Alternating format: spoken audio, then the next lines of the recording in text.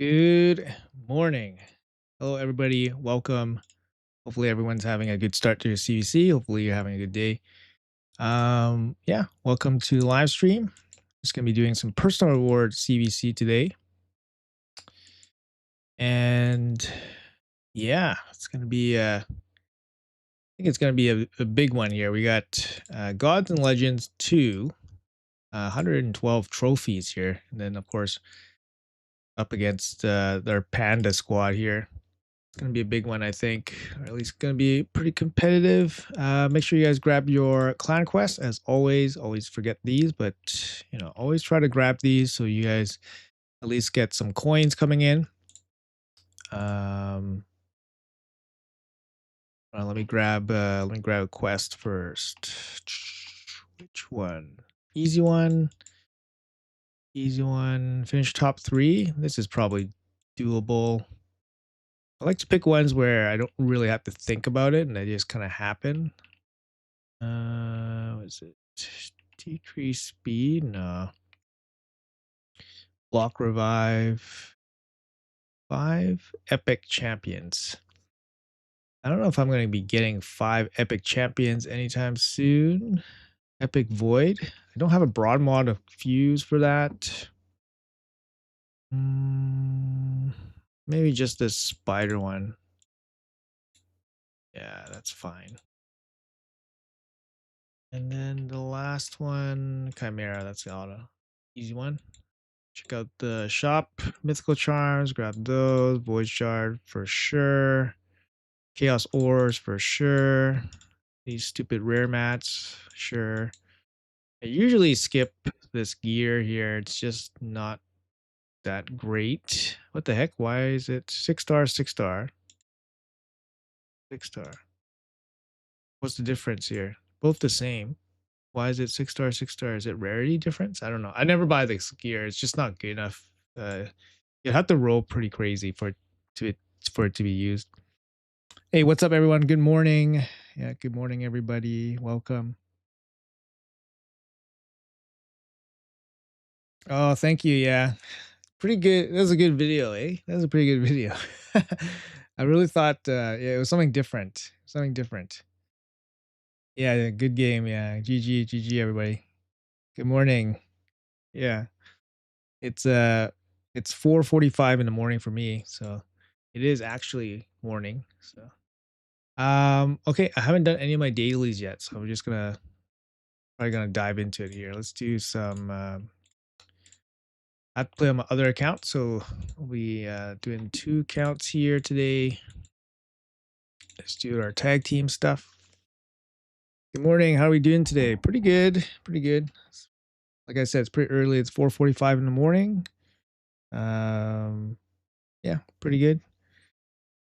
Okay sleep, but not that much sleep. Slept around 11-ish. Watched the latest episode of House of the Dragon. 12:50. Yeah, you EU guys. Yeah, EU guys. And that's my core audience, right? I gotta make sure I capture my core audience. No, I'm just kidding. I mainly wake up so early to do the stream because I like to stream a couple hours, and it's hard to find a couple hours in the day when other people are awake. So that's usually I wake up early so I can do a stream for a couple hours. But I usually wake up pretty early. I usually wake up around 4:30 in the morning. So that's usually when I do most of my raid stuff, anyways. So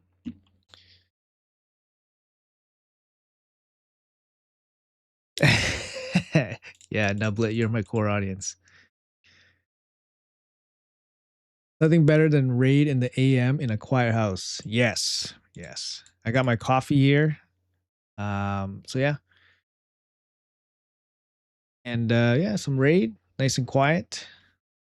How long till you get your gift from Clarium? Oh, I got my gift. I wanted to open it on stream, so I'll open it in a bit. But I did get it. I got it the next day or something. So it's I don't know. I thought you would get it like after reload or something, but I got it the next day.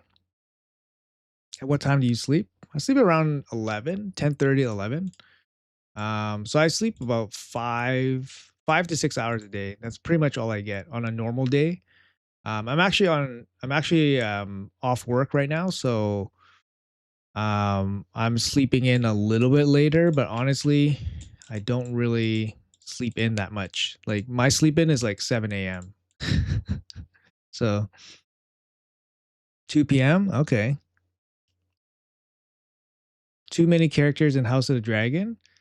I don't think it's too many characters. I think it's not enough time spent on each character. So they're obviously trying to rush through rush through the story, and there's too many characters for them to, kind of build up for everybody to care about. Like in Game of Thrones, like it did a really good job in the first couple seasons just building everybody up. So you're tired, boss? Yeah, tired.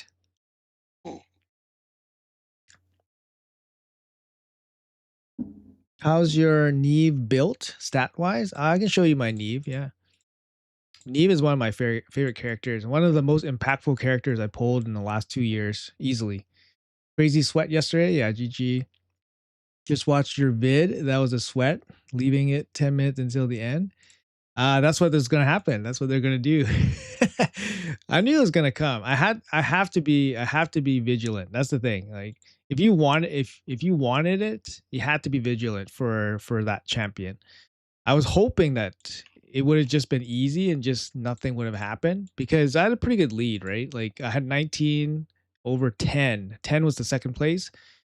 And you are not too worried about somebody at 10 because 10 is also the final milestone of the rewards. So I just wanted to see if that person at 10 was creeping up, and then obviously you noticed a new name show up in the top 10 in the final 10 minutes, and then you're obviously on high alert at that point. And then that person was coming in pretty fast, especially in the beginning. In the beginning, it was pretty fast. Like he was jumping really fast. So I don't know what he was doing, but or what he was pulling, but yeah, it was very big jumps. Short question: do you prefer a wider roster mainly with older characters, or a smaller roster with newer characters and champs like Bavar, Noldula, and so on? Uh, I don't know. I mean, you kind of just use whatever champions your account has. I assume that you have a choice of an account. Um, you know, um, you could have a really the problem. Okay, the problem here with wide roster is if you have a lot of good champions, you'll probably be tempted to try to use them all. The problem with using them all is that you don't have them all geared at the same time, so you kind of have to juggle your own gear around. And if you don't juggle your gear around, you're gonna gear them suboptimally, and then you'll be using them suboptimally, like basically forever. Because most people don't have enough gear for all the champs that they have. They only have, you know, good enough gear for like a handful of champions. I would say like 10 champions. Like 10 champions like on your whole account, like good gear. Not just leftover gear, right? You like good gear, maybe 10 accounts. 10 champions. So it really depends what you're able to manage. Otherwise, you're just gonna have like a really shiny account, but you have no gear and they will all perform poorly. Anyway, somebody asked me about my Neve. Um, here it is. Personally speaking, like I've always worked with an account that's relatively small, like condensed, because I don't have that many champions. Even though it looks like I have a lot of champions, most of them are not that useful or just worse versions of another champion. So you don't really need to focus on them, kind of almost. Um, but a lot of account takeovers like that I see, they have too many champions, and they don't have enough gear. Like they really don't have any gear. Like it's just yeah, it's just um but yeah, I guess that's what I want to say. I would prefer a small roster with good champions. Um, let's see here. Good morning. Yes, good morning. Congrats on Rhea. Thanks, guys. Thank you. Crazy for wanting to run Bastille in PvE. She's one of my best damage dealers. No, that's fine. I mean, she has an AoE attack. She can help you clear stuff. Yeah, she's very good. Any advice on Cavalax in arena? My champs all die before I get to do something. The way Cavalax works, Cavalax is very effective, but he's not going to be very good currently because he's already weak to like Stone Skin. He's weak to a lot of stuff. That's the thing. He's weak to Stone Skin. He's weak to any kind of block debuffs, like block debuff sets, like Pharaoh. And of course, he's weak to Mercurial. The big thing about him is if you want his passive to land the 4 poisons, so you need accuracy. And then you need the poisons to deal lots of damage, which means you need high attack. So you need high base attack. You don't need him with speed. If your strategy is to use him just for the poisons, for his passive to kill stuff, you need accuracy to land stuff. You need attack to make the poisons hit hard.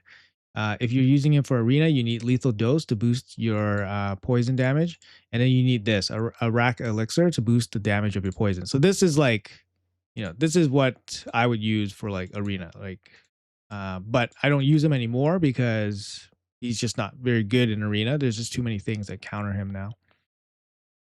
Um, was so lucky to get Niem. Yeah, Neve. Yeah, she's a game changer. She's amazing. Yeah, absolutely amazing champion. Do you remember what your Baek bracket was like? I thought you would consider going for him. Baek was 35,000. Baek was about 35,000, but it was also 2x sacreds. Um, there was no actually there. I don't think there was a way for me to get, like, I did the math. I don't think I could have reached 35,000 with what I had. And I definitely didn't want to pull everything like off 2x rates. I think what made Rhea a little bit easier to kind of pull was because everything was still on 2x rates.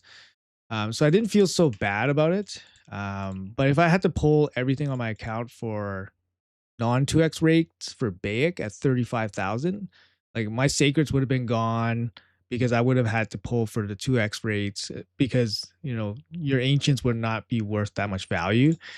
I think it would have felt pretty bad. And there was no guarantee because I knew the guy that was in first place in my Baek bracket, and then he said he was going to go pretty deep on it. You know, so, and he was a spender. He's a big spender too. So I just didn't want to take my chance. And the thing with the Rhea bracket was that I thought that the bracket was pretty good. Like if you saw one of my videos, my first ancient poll video, I basically committed to it because I thought the bracket was good. Um, and I didn't think anybody was really going to compete for it based on the based on the people in the bracket. So I was very surprised to see someone compete for it at the very end. Yeah, it is what it is. Yeah, the sniper guy came from the trenches. Like, yeah, yeah, he did. He did. I don't know him. I had some people kind of like go stalker mode and look for him. They said that he's like a 32 player power player. Um, and yeah, he didn't seem like a new player or anything like that. So, he obviously wanted the champion and he had a strategy in mind and all that stuff. So he knew what to do, kind of thing. People were like kind of saying like, oh, he did a bad job sniping or whatever. And I was like, well, it is what it is. He waited for 10 minutes. Like 10 minutes I thought was pretty tight. But what happened was that he just ran out of stuff. He probably wasn't expecting me to show up with like an extra, 13,000 points, He wasn't expecting me to be awake. That's probably the big thing. The person at the top in mine at 35K, second place is 15 or something. Yeah, I mean, I was very expecting to kind of like just nothing happen and walk and win with 19 over 10. And then yeah, I was very surprised to see one person. It was literally just that one person that went for it. Like third place was 10K and there's nobody else over 10K in my bracket. So it was actually a very good bracket, all things considered. It's just that one guy. That one guy just wanted it, and then he just, had to force the action. um, really struggling to get good gear. Everything wants to have speed, or not roll into it. Yeah, I mean, getting gear, it's a lifelong thing basically in this game, right? You guess it's endless. It's endless. But you know, like I've been playing the game for like 6 years, like pretty much nonstop. 6 years nonstop, and I don't know how a brand new account would catch up to me in terms of gear, but Mercurial is like a step in the direction to kind of help new players or new players get gear strong enough so that they can catch up to accounts that are that old. Because obviously I had 6 years to farm gear. A lot of the good gear in this game is time limited, meaning that you can only farm so much in a certain amount of time. Mercurial is no exception because you only can farm so much Mercurial in 1 month, like one rotation. Like there's other time limited sets like Hydra sets. You can only get so much in Hydra, right? You can't like throw $1,000 into Hydra for more gear. No, it takes time, right? Lethal set, same thing. You can only get lethal set once every 3 months, time limited, right? Curse City, time limited. Merciless, Supersonic, Siege, Pharaoh, same thing. You can't buy these sets, so you can't throw money at them. So some of the best sets in the game are time limited. So you need time in game to get them, right? So gear is a big issue for everybody. And even the best accounts, they still look for the best gear and they buy basically everything in the game for the best, like to look for the best rolls possible, right? That's the thing that they have is that they just buy everything. And any piece of gear that's like 6-star legendary plus, they just buy. So buy it and roll it and ore it and all that stuff, right? Of course. Mm, thanks, guys. I appreciate the support for the latest video. I did like it. I thought it was a good video, and I thought it showed something different. Um, yeah, people were saying that it was like a movie, and I was like, yeah, it felt like it. So this is the special gift. I was gonna claim it on stream, so I'll do that here. But this is the special gift you get for collecting all the pieces. So every single champion from the Web of Corruption. Rhea was my last piece, so technically winning Rhea got me this mythical relic. And some people say like I overpaid for Rhea, and I agree. I definitely overpaid, especially with how much I wanted to pay. I didn't even want to pay 20,000. 20,000 that was already like 250, 300 ancient shards, I think, somewhere around there. I think about 250 ancient shards, plus fragment pulls, because I pulled like 2 or 3 fragments too. And I was like, that's a lot. But I mean, it's a void Lego. You get the mythical mats, 3/4 of a relic, pull, and then you get the relic too. The relic is like this relic, mythical relic, is still worth a lot, right? Like if you think about it, people are spending 10,000 summon rush points to get 100 material at a 20% chance at a mythical relic. But here is a mythical relic. How much is this worth? Like if you put this in an event, how many points would somebody pay just for this relic? 20 sacred shards? I don't know, right? I don't know how much people would pay. It would probably be a lot. It would probably be a lot. So, there is some value there, right? And it's so hard to get these relics. So yeah, because in summon rushes, they put sometimes at the final milestone in a summon rush at the 10,000 points, the last milestone in a summon rush, they put 100 mythical fragments sometimes.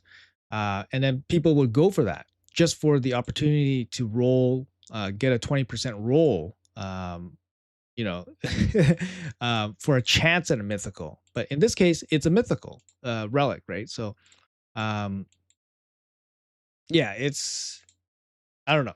Maybe I didn't overpay. I don't know. It depends how much you value the mythical relic too, right? Oh yeah, it's crazy stress. Crazy stress. You guys uh like I was sleeping. I was ready to put my head down and just go to sleep. Like I was thinking about resting my eyes at 1 hour. I think I was ready to like put my head down. I was like, okay, I'll rest my eyes, and I set an alarm. And then I was like, no, I can't risk it. Basically, I couldn't risk it because I know that I was so tired that I might sleep through an alarm. Because I sleep through my alarms all the time, so I was kind of worried. So I had to stay up.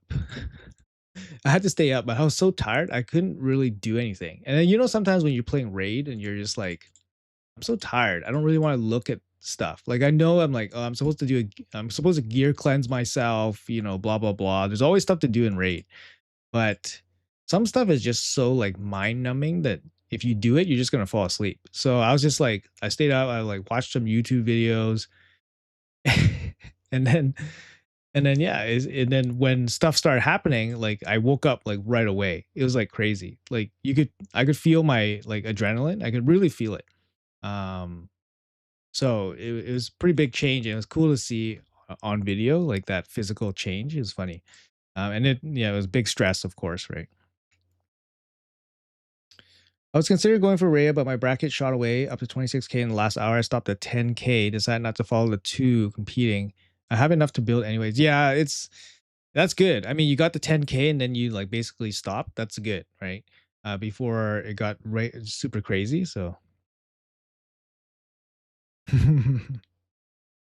yeah, the big resource spend is a big resource spend. It's are you gonna build Rhea on stream? Not sure, not sure. I was kind of looking for maybe like a double dip opportunity, but I wasn't sure. I didn't want to do anything too hasty right now. Stalker's doing work, yeah. The thrill, it was definitely a thrill, yeah. Do you see Vulcan get Marius day 144? No, he's crazy. Yeah, he's crazy. I'm not too sure what he does, but I actually haven't looked into it. I know he's very crazy for the early game.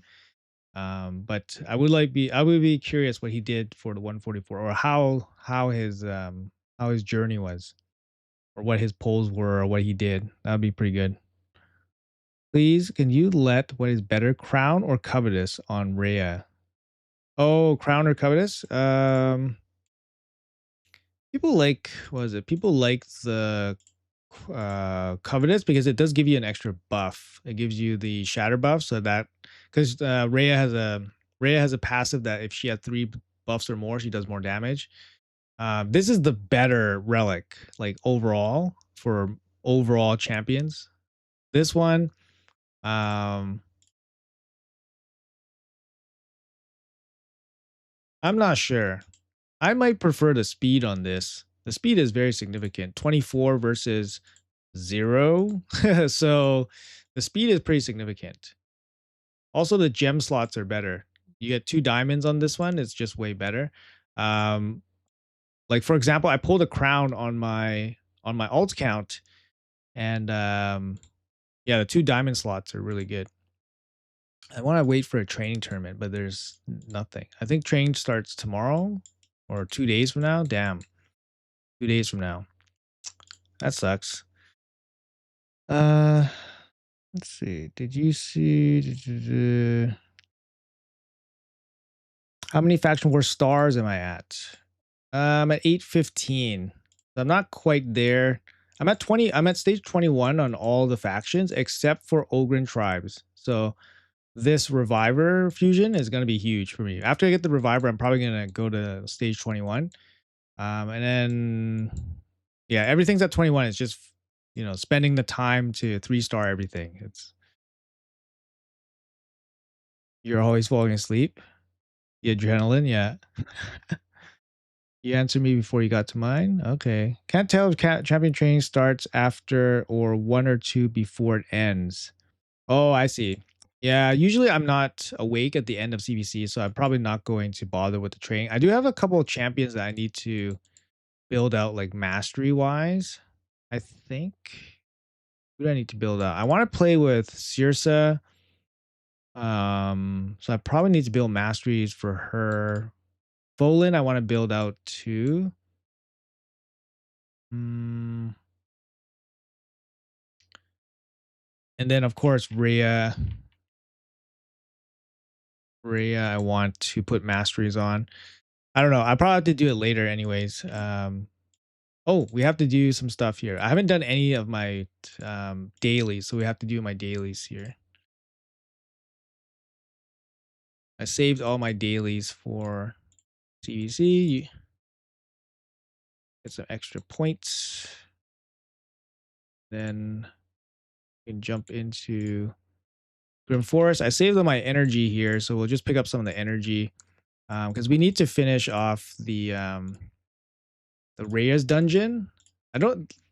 The Reyes dungeon is actually quite expensive. It's like 3,500 points for that gems for that immortal soulstone. It's actually quite expensive. I was like even thinking about I should maybe not even bother doing this because it's so expensive. It's like an extra 1,500 energy compared to what it usually costs for me on like other events. So I don't know. Doesn't matter, I guess. It's just energy for me. Energy is like the most replenishable thing in the game. So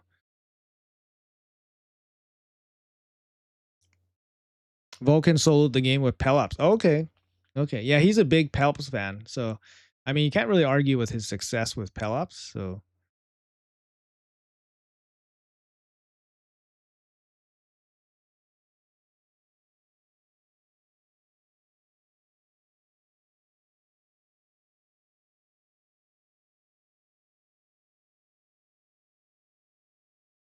what Fire Knight team do you use at stage 10? I use Marius. I use Marius, two ally attackers, and two newts. So that's my best team. It's like a 25 turn team on average, less than a minute.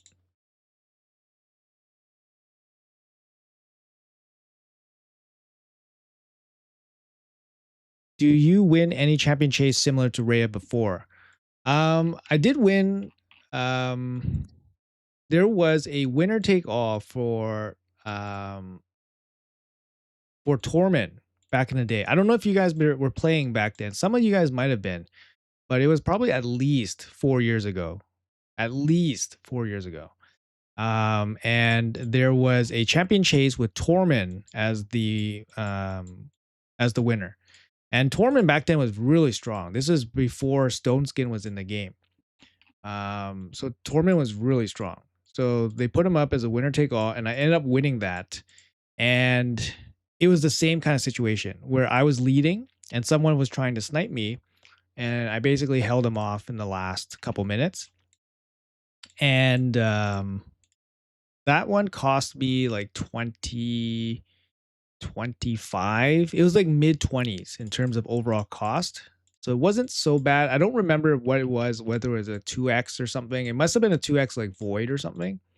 But I wasn't sure. It was so long ago. This was pre Stone Skin. This is pre Stone Skin. So I remember that. I remember I won Mighty Uko's 4-star soul as a winner take all. I think it was in a champion chase. I'm not 100% sure. It might have been a training tournament. I won Lydia's training tournament, winner take all. Lydia 6-star soul. But usually I don't go for them because it's just so stressful. And usually the event ends very late. My time zone doesn't work very well for these events because they end really late. Like I don't mind waking up early because my life I usually wake up early, but sleeping late nowadays is very difficult for me. So like past midnight I'm like a zombie. Past midnight I'm a zombie. So I just can't do it anymore. Just yeah, getting old and all that stuff. You won Chris, Odin, and Queen. Those are pretty nice ones. Yeah, I didn't go for any of them. That's the thing. The ones the when I go for them, I win. That's the thing. When I go for them, I win. I haven't experienced going for one and losing. So you know, but I don't really go for many of them. That's the thing, right?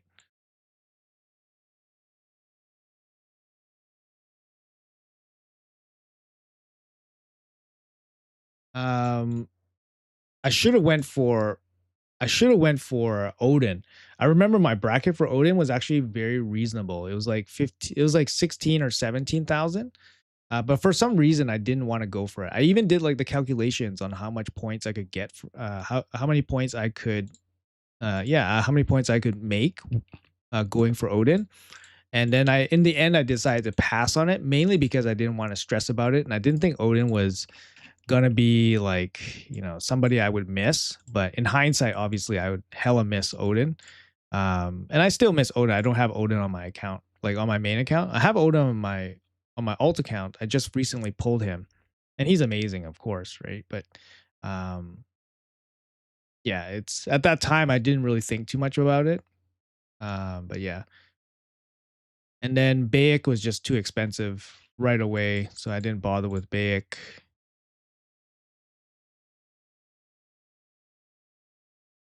We're trying to pick up all the energy stuff here.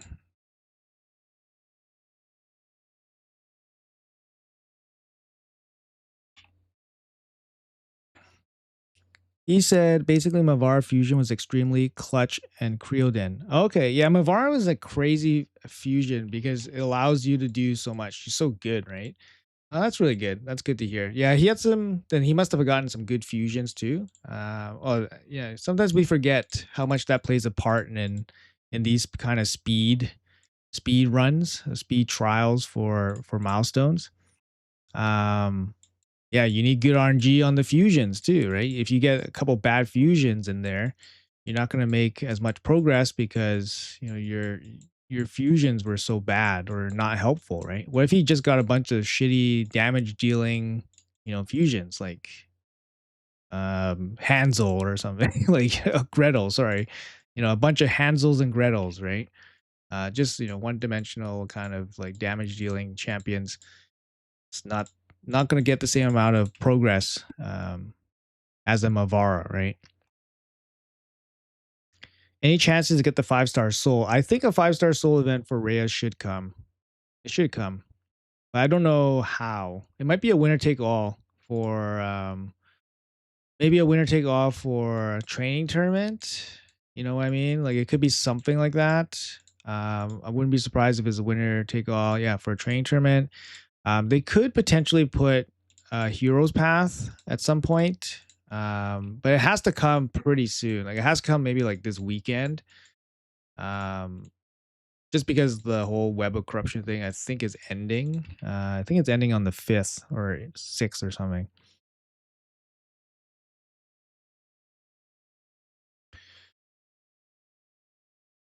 Level 100 brackets are no joke. Yeah, going really hard for one and losing would make me quit. Yeah, it'd be really bad.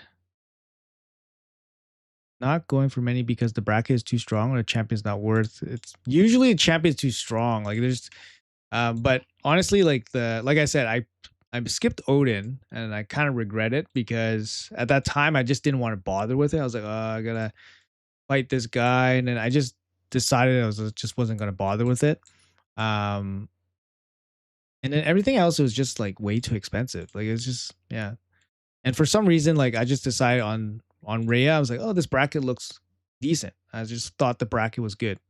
And it was good. The bracket was good, except for one guy. One guy decided that he wanted to go for it, and yeah, that's it. It was good. Otherwise, only one person hit 10K, and out of 100 people, only one person even bothered to go for 10,000 points.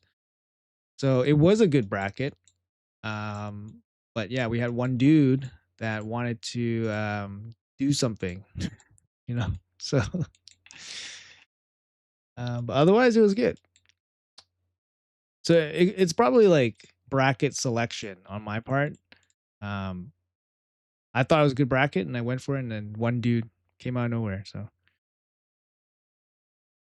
August 5th. Okay, thank you. My rail was 45K within the first 2 hours. Didn't even bother checking. Yeah, I mean that's the best. If someone just puts everybody out of their misery right away, that's the best. Don't even have to think about it. 45K is like, yep, okay, good. You're good, man. You're good. You paid your pound of flesh for this champion. You know what I mean? 45K. I don't even think I can get 45K. If I like went crazy all in, I don't even think. I was pretty all in already. Like, actually, that's not true. I had like 50 sacred shards. I had 50 sacred shards. So I wasn't all in. So let's hypothetically say, okay, let's hypothetically say I pulled all 50 sacred shards. So each sacred shard is worth on a non 2x boost, 0.06, 500, 30 points. 0.94 times 250 plus 30 points, 265 points on average each times 50. So on average, I have about 13,000 more points from sacred shards. So I could have went to 45,000 if I pulled all my sacred shards. And then I had like 30 primal shards. Um, and then I still had like 5,000 gems. 5,000 gems gets you like 50 ancient shards, so that's like 250 points, 2,500 points. I probably could have went to 50,000. That probably been my maximum, like absolute maximum. Like I would probably quit raid if I lost. I don't know. That would have been a bad time. Uh, but I don't know. That's this champion. I don't feel is worth it. That's the thing. I don't feel is worth it. Um, I don't feel is worth the amount that I paid. But you can factor in that I got the relic materials. Like those are all worth stuff, especially for end game players. So yeah, every single CVC clan, my clan is matched with a lot more powerful, and has been 5 or 6 CVCs that we lost. What tier are you in? What tier are you in? A lot of clans are kind of sinking their performance during non-personal reward CVC so that they can get better matchups for personal reward CVC, because they really want to win the mats, the materials, the relic materials. So that might be a situation where your clan needs to make an adjustment, right? You can't just, you know, um, maybe your clan is too high, right? In terms of where they end up for non-personal reward CVCs, and then you're fighting against clans that are really strong. I mean, I don't know your situation. I don't know your situation, right? So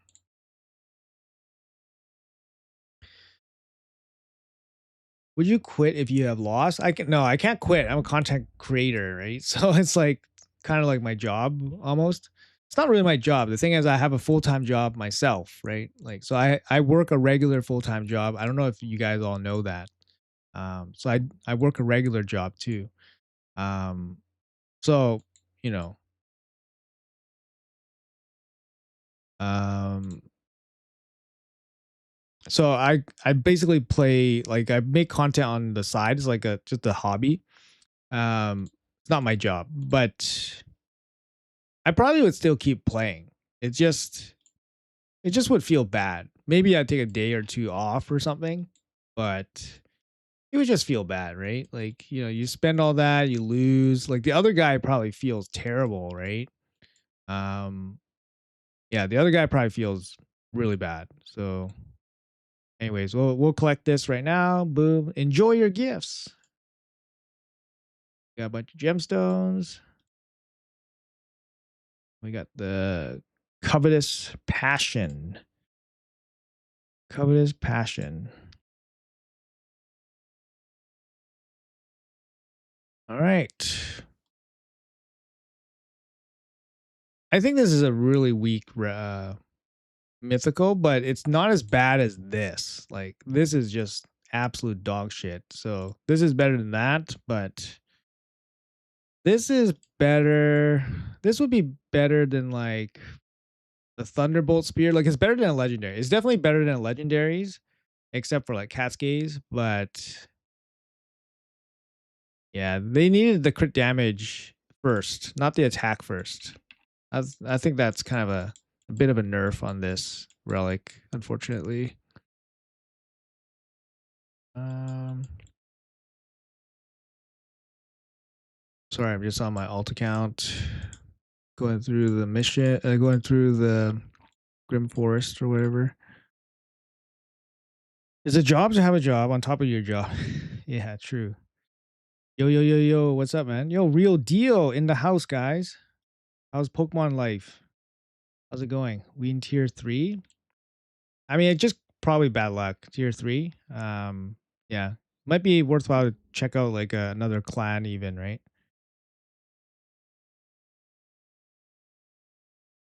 Sorry, just missing some of the comments here.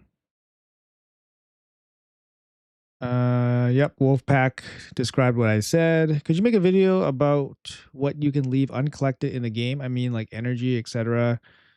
Let your energy drop in the inbox and nervous and let them expire. Yeah, I mean anything from events, you let them expire, they go to your inbox. Same thing with tournaments. Um, like for example, like even stuff like this, like my siege stuff, I let all of this expire. So when it expires, it goes into my inbox. All of this goes to your inbox. The things that don't go to your inbox are things like hero path events where you have coins that you need to spend, like Deck of Fate where you need to spend the coins. You have to make sure you spend those coins to get the resource because you can't just let them expire. Like for example, if this was here, like the 5-star reward, and I didn't collect it, it would just go to my inbox. So anything that's already kind of like blinking, not blinking, but like highlighted that you got, it should go to your inbox. Um, yeah, but if it's a reward that you need to select, then you have to select it. If that makes sense. Hopefully that makes sense to you guys. um, I don't think it's yeah, hopefully that makes sense to you guys. Sorry. All right. So actually I finished the rotation for Curse City. This was a very smooth Curse City. So I finished this. Lately I've been finishing off all the Curse City rotations, which has been pretty good. What else? We have faction wars right now. Oh, we can do the Doom Tower stuff. I think. Oh, I think we're running energy. Yeah, we can't. Okay, so we can't do that. We'll just read comments then. Um, yeah, I mean, it's nice to have a 30K gem stash. You know, it's obviously something I saved. People like give me a hard time because it's like, oh, these are content creator perks. I'm like, yeah, they are content creator perks, but you don't see every content creator with 30,000 gems, do you? So it still like saves resources, right? Um, and yeah, it is nice to have it, but hey, I saved it over a while and I decided to use it there. So it's not like here's 30,000 gems instantly, right? Not every content creator has the same amount of resources, right? Um, and you don't see every single content creator winning Rhea. That's the thing. Everyone thinks that because you're a content creator, you instantly win all these rewards. No, it's not true, right?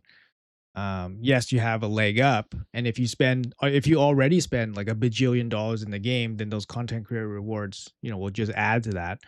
Um, but it just so happens that most content creators spend a lot of money in the game. Like you look at Cruisin, right? Cruisin had like 70,000 points in the champion chase. Like he already spends a lot of money in the game. Content creator perks not going to help him. You got other guys too, right? Like I don't want to throw these guys under the bus for spending or anything, but you got lots of guys that spend tons of money in this game. They don't, you know, maybe that's what they're seeing, that they're winning all these things, right? But they already spend a lot of money in the game, regardless if they're a content creator. So they're probably going to win those rewards anyways. Um, yeah, I don't know. Anyways, I just think those people are salty trolls. So it is what it is. Let's see here. Maybe upcoming Heroes Path is possible. Yeah, there's a big break early next week for no gear hunting event, so that's probably where they're gonna put something. We had a lot of people quitting the game past week, so we fairly got a chance to decent opponent this CVC. All right, good luck. Patrick, good. Thanks for asking. Shrek collab. Why are we thinking it's Shrek? I've been seeing Shrek more often. She's good, not OP like Solinar or Techion. Yeah, she's good. I don't. Yeah, but she's definitely not in that level. I agree. I would say worse than Marius, to be honest. Not going for fusion. Big collab incoming. I'll focus on mission. You reminded me to do the past stage 20. 12K ready for Rhea. Who do you think is going to be the next IP collab? I really have no idea. Love more gems. Yeah. How much is content creator perks if you're allowed to elaborate? Can't really tell you exactly. We're not really supposed to talk about it. But it's public, kind of public information. Basically, you get gems, you get energy, you get legendary books, you get epic books, you get 5-star chickens, you get a handful of silver. Recently, they started giving us some starstone, like couple hundred starstone. Honestly, it's nothing. It's a couple hundred starstones. Like move one mythical relic. I think that's it. I think that's it. Most of it is useless. Like the silver is useless. Epic books are useless unless you want to bomb like a tournament or something. The legendary books mostly useless because I just don't have enough legendaries I want to book out, so they just kind of stack up. 5-star chicken, same thing. The gems and the energy, yeah, they're useful. The gems and the energy are useful. You can get masteries with them. Usually, I use them to do masteries. So sometimes champions I don't want to do masteries on. The gems help. Same thing with the energy. But we don't get, like, some people say we get shards and stuff. Like, we don't technically get any shards. We get gems that we can buy ancients with, which you guys saw happen. That's about it. And if you guys want to say how many shards we get per week, then we get probably like 10 ancient shards a week if you want to use that conversion. Like if you want to convert gems to shards, it's about 10 ancient shards. So I think it's about 1,000 gems a week. It might be more than 1,000 gems. I don't remember. They recently updated the whole program structure. So, and of course, if you're like a bigger content creator, you get more. Uh, when you're small, like tier 1, tier 2, the rewards are not significant. But when you're tier 3, so I'm in tier 3, like the rewards definitely are significant. Um, at least if you're, depending where you are in the game, they are pretty significant because you get, gems and energy, and that helps you for events and stuff, right? But masteries, I find, is the big spot where I use energy. So getting masteries on champions, that's a big deal, right? Obviously, you got to build them out and all that stuff. So right now, I'm just trying to finish off this stupid Reyes tournament. 3,500 energy for this on stage 20 is quite expensive, in my opinion.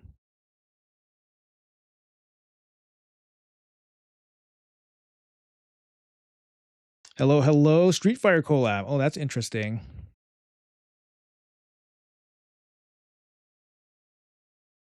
You didn't even spend $60 to get Predator, even when you knew how good he is.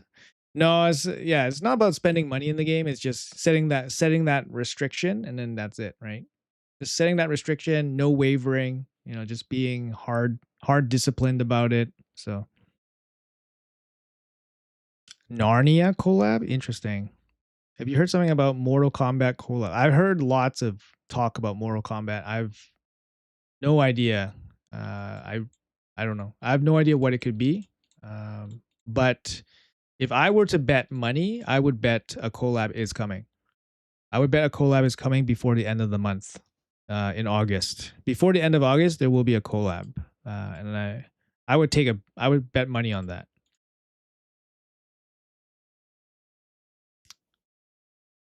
How many red shards? I don't think we get any red shards. I think I think there is something that maybe can give red shards, maybe once a month if we reach certain milestone. I think as a content creator, there's some reward where it does give you one red shard, or maybe 100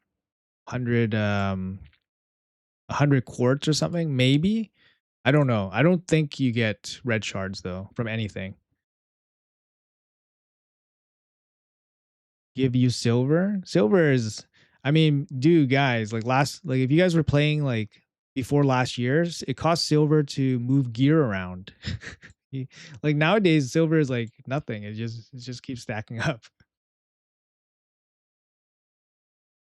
You hear Panda stop spending, so he's free to play. Like, yeah, I saw him give an announcement saying everyone sell your Plarium stocks because he's no longer gonna be spending. So I mean, good for him, right? It's gonna save him a bunch of money, and then I don't know if he can do it. That's the thing. Most people, here's the thing. Oh, 50 quartz, let's go. Most people that spend a lot and then stop spending, the game is totally different. That's the thing. Like if you're used to spending all the time and then suddenly you stop spending, the game is very different. And most people I find cannot make that transition going from big spender to not spending. They can't because the game changes for them a lot. First of all, they're going to run out of resources very quickly. Second of all, they can't participate in everything they want to participate in that they did previously. So then they realize that I can't play the game the same way anymore, and then they end up quitting. So unfortunately for Panda, I think he is either going to go back to spending or he's going to quit because the game fundamentally changes so significantly for him that I don't think he can kind of change. Like he can't really change. But what will probably keep him in the game is that he is like a cluster leader and he has obviously social connections with a lot of people. Um, and I think that might keep him in the game a bit longer. But that's kind of my thinking on it, right? Because as much as people hate free to play players and all that stuff, like the play style is different. Like people don't understand, like the play style is different. That's why you say you're free to play because you have to tell people your play style, so that they know where you're coming from. But when people get so upset, it's like, why are you telling me you're free to play? I don't care if you're free to play, dude. I don't care if you care if I'm free to play, but it's important for you to know that free to play. I'm free. Like it's important for you to know how I am approaching the game. It's not about me telling you I'm free to play. So a lot of people hate on people's telling you they're free to play. So, oh, free to play, by the way, that whole meme, right? But it's important to know like they're coming from that play style, right? So because it's a lot different. It's a lot different. So I don't know if he's going to be able to hold on and keep playing rate. Um, but hopefully he does. I don't know. I like the guy. Obviously, I'm in the Panda cluster and all that stuff, right? So um, sorry, all right, let's go. We gotta go through some of these bags here. Sure, we'll keep that. People just making stuff up. Lord of the Rings is on the way. Do you think there'll be a winner take all for the soul? I do think there's going to be a winner take all for the soul. My guess is probably Heroes Path, maybe early next week. That'll be my guess, or a winner take all maybe for a training tournament. Um, yeah, I think if it's a winner take all for a training tournament, oh man, I would be not happy about that. Mainly because I'm on vacation starting tomorrow. I'm actually flying out for a week, so I won't be so I'll be on vacation mode.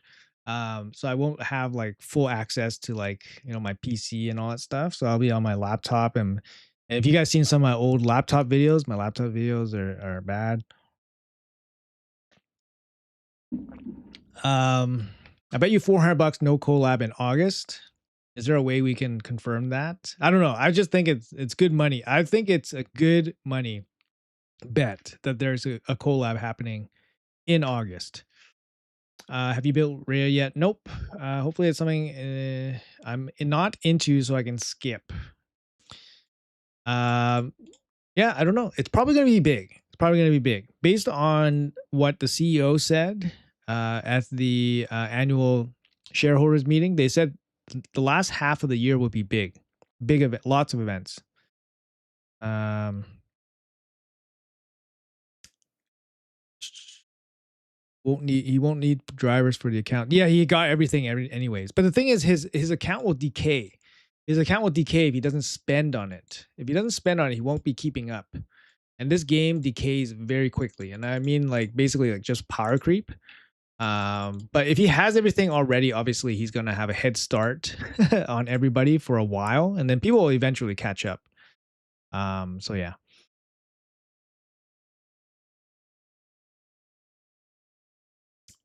Please no winner take all. Have you built Rhea yet? Nope. He probably has 1,000 sacreds, 5,000 primals. Lord of the Ring collab. Use relic as food. Yeah, you know what? Some people actually mentioned that. I was making some relics recently. So this is how you kind of build up your relics. I know it's kind of confusing, but all you do, what I do is basically, I would look for like a rare relic. So rare one. So you got a rare one that you will not use. Some rare ones that you can keep, like this one's pretty good. Journal of Necrosis are pretty good. And then the dagger. The dagger is a good one because it actually gives you the front stat crit damage, which is good. The front stat crit damage is good for like, builds or whatever. But actually, I don't know where it is. Do I have one? Must have one. Oh, that's strange. Anyways, so you guys know which dagger I'm talking about. But basically what you do is you pick a rare one that you will never use. You upgrade it. You go for the upgrade, max upgrade. You go to 3, and then you can rank it up. So what I like to do is, use the stones or whatever. Use the basalts first, right? And then use the actual item. Unless you're low on space. If you're low on space, then of course you got to use the relic. Never sell relics. I would never sell relics. Okay, so in this case I have lots of space, so I'll use the basalt, so level it up. So now it's a 2-star and then +3. So if you just wanted to keep it as a 2-star food, you don't need to upgrade it anymore. You only upgrade it if you intend to upgrade the rank. Okay, so in this case, let's say I want to go to level 3, so I go upgrade to 6 and then upgrade the rank, use the 2 stones like I said, and then rank up. So now it's a level 3 plus 6. This is food. This is food. All right. This is like a level 1 3-star food. Like if you think about it that way. If you do this, level to 9, and then use this as food, this is basically using a level 30 3-star champion as food, right? Because it's maxed out on the rank. So you just basically wasted 60 stars though. If you max it out, you do it with the intention to upgrade the rank. Okay, guys. So that's kind of the gist of it. It just takes fucking forever. All right, it just takes fucking forever to like do this shit because um, yeah, it's just a lot of extra work here. Um, In terms of using legendaries as food, like I said, you rather use the basalts first. Keep the legendaries, relics, because you never know when you need one. They might actually do some relic balancing at some point, right? So you upgrade this, and now this is a 4-star food. And there you go. If you want to make it a 5-star food, you go up to 12, and then you throw a bunch of 4 stars into it. Like I can make a 5-star food here. So for example, you go up to 12. All right, so it's level 12, and then I have a bunch, throw these in there, boom, 5-star food. And this is the last, if you're going to use this as food, this is the last step. Okay. This is a 5-star chicken, like at this point. And then I'm just going to leave that there. So you guys just saw me make a 5-star chicken.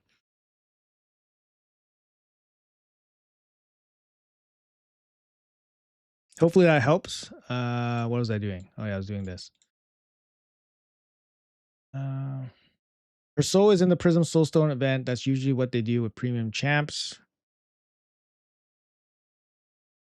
I feel like they have given away the 5-star soul for all the campaign champions. Like they gave away the soul for Odin. The 5-star soul is a winner take all for a champion chase, I recall. Did they give away? Yes, Hero's Path for Queen of Hearts. They did that. For Shredder's 5-star soul, I forget. I think it was a winner take all as well. Bayek's 5-star soul was also in a champion chase winner take all. Yeah, so I would expect Rhea's 5-star soul to show up in some kind of event. Do you have any insight on the next Primal 2X? Oh, that's a good one. Last year they had the summer was like a big nothing for 2X Primals, and then they did a lot at the end of the year. It was Black Friday. Like the whole summer was nothing, and then Black Friday. And then they did one more, I think, for New Year's or something, or a couple weeks later, sometime in December. So I don't know. I really don't know. they are very sparse with the 2x primals, but man, when they drop the 2x primals, that's when they make the big money. Because then, um, yeah, their quarterly reports. The summer was actually kind of slow in terms of overall making money, but the end of the year, once they start dropping those primals, you could really see the rev, the like the total revs going up. But it could be like holidays and stuff like that, or just people spending more in general. But I find it a coincidence that it lines up with 2x primals. So I'm pretty sure 2x primals brings them a ton of money. Um, 40K Warhammer collab? I don't know. It could be anything, guys. I really have no idea. People saying that they know what collab it is, I don't know. It's really hard to say. The Ray of Video was stressful. Can't imagine what it was like. Any regrets? I regret spending so much for it. It was pretty expensive. But the more I think about it, it's more okay it is, because then you're basically winning like a relic too, the mythical relic, and then you're winning like the 75 mythical fragments here. Like, you know what I mean? Like I did mention like equivalent. This thing is like 7 to 10 sacred shards. Like if you put this in a summon rush, people would probably pay 7 or 10 sacred shards for this amount of mythical relics, well, mythical relic material. And then what is the price of a mythical relic, right? If you're paying for a chance, a 20% chance at a mythical relic, what is a guaranteed mythical relic going to cost people, right? So the more I think about it, there's more value. That I'm like, okay, I don't feel so bad about it. But obviously, like, I don't want to spend that much resources at once. And I'm not actually like super sold on Rhea. Like, I play tested her and all that stuff. I think she's good, but I think she's a step down from somebody like Marius. Like she fills similar role as Marius, right? Triple hit, remove stuff, can take away buffs. In this case, she can steal buffs, which is amazing. You probably build Rhea in a similar way, high accuracy, unless you have a way to activate her passive. And I would much prefer activating her passive as opposed to just building her out to use her passive, to have her passive basically like for like one or two turns, right? Because I have a lens on this account, lens of intangibility. It's currently on my Marius. Would I put it on Rhea so that she gets the veil buff? And then I would have to find block debuffs for her, and then she would get this passive up. It feels like a lot. It feels like you have to do a lot just to get this going.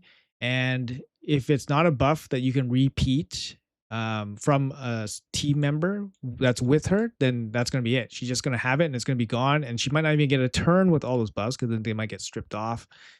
So it feels like you just build it with accuracy and then that's it. But she hits hard in Marius in PvP. But for PvE, Marius is just so much better, right? Max HP and all that stuff. Um, she does hit harder. She does go through block damage. This ability is technically better than Marius, but Marius does bring plus accuracy, which helps. Yeah, I think she's a step down from Marius, but Marius is just top champion, right? So, yeah. Do I think it's worth it? I mean, for a champion that I'll probably never get, yeah, it's probably worth it. I don't know. And a mythical relic, it's probably worth it. I don't know. Or that's how I'm gonna tell myself that.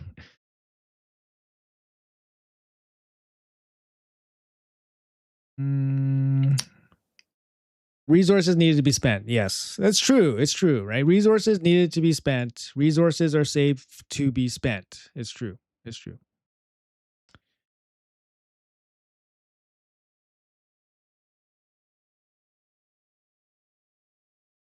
You also have the issues of the buff not protected. Yes, exactly. You need like 5 more lenses. Yeah. Mary's one of the best champions in the game. Yes. Was worth it. General community perspective is on the Chimera quick battles. I like it because just in case you forget it or something, or if you're in a clan that doesn't really care about Chimera performance. But man, I'm freaking dying, man. I don't know if you guys saw my latest Soulstone video, but like I pulled a mythical from the Chimera relics and I freaking was so happy for like a split second, and then it ended up being the Volcardiac Heart. And I was like, fuck, man, the 50-50 is just so brutal, right? Like Um, oh, somebody's trying to poach me away. Oh no, what's this? Muhammad King 500. This guy's not strong enough.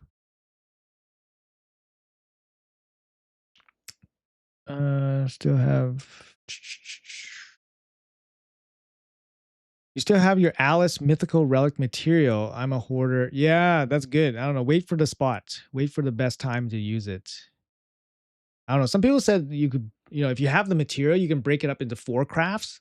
I don't know if that math is better though. Endgame, I can't speak overly well. Everyone has Marius too, so you're more likely to get her in LA. That's true. Yeah, that's true. Why can't we select multiple artifacts and upgrades all at once? Harass parent for that? Yeah, we like, dude, they got to work on that relic crafting system. It's just shit. Can you make a video about what you leave uncollected in the game? Uh, yes, you just asked that question, and I responded to that question, very quickly. So hopefully you got my response. Hey man, I'm a regular person too. I swear and stuff. I obviously can't swear all the time. Like you gotta control yourself a little bit around kids. And obviously, I work in a professional setting. I can't be like dropping f bombs everywhere. So I feel like I've been swearing less as I got older. Um, just basically like I'm more conscious of it. And obviously on video, you can't be like dropping f bombs all the time, right? You're gonna get reported and you're gonna lose your account or whatever. So I don't want any problems there with my YouTube stuff. So yeah, I swear a lot, I guess, when I'm driving because I'm by myself. But it's not good when you're like with the kiddos and then you're swearing and stuff, and they're like, "Why are you swearing? It's not a big deal." It's like, "Oh, you're right. It's not a big deal." Um, but carrying heart will eventually be another aspect of Stealth. Yeah. Do you have a video for Chimera to max out all trials? I'm not a big trial guy for Chimera. I'm not gonna lie. I basically just run 2 teams. One team is the tightest team, and it does pretty good for trials. Like for example, like this team. This is the team I run. I always get 13 mythical, 13 trials out of it. Sometimes you can get like 12, 18 mythical mats, depending on where the trials land. This is my team. Good damage, consistent. And then my other team is like a ninja team that I rarely ever use. I hate like manualing like Chimera. I hate the RNG of it. Like if I could just manual it and get it done like in one try all the time, I'm okay with that. But if I have to manual it and then fail and then do it again, to me that's a waste of time. Like I can't sit here and waste 30 minutes doing something and then not have it work out because I don't have 30 minutes to waste. You know what I mean? Like I don't have 30 minutes to waste on getting nothing done, like no progress done. So yeah, it's tough. So I'm not a big Chimera trials guy. It's just I just don't have time to do it.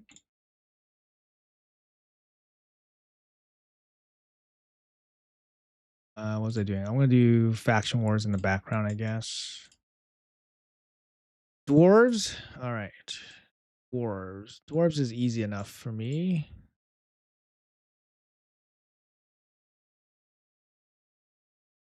Oh. Uh-oh.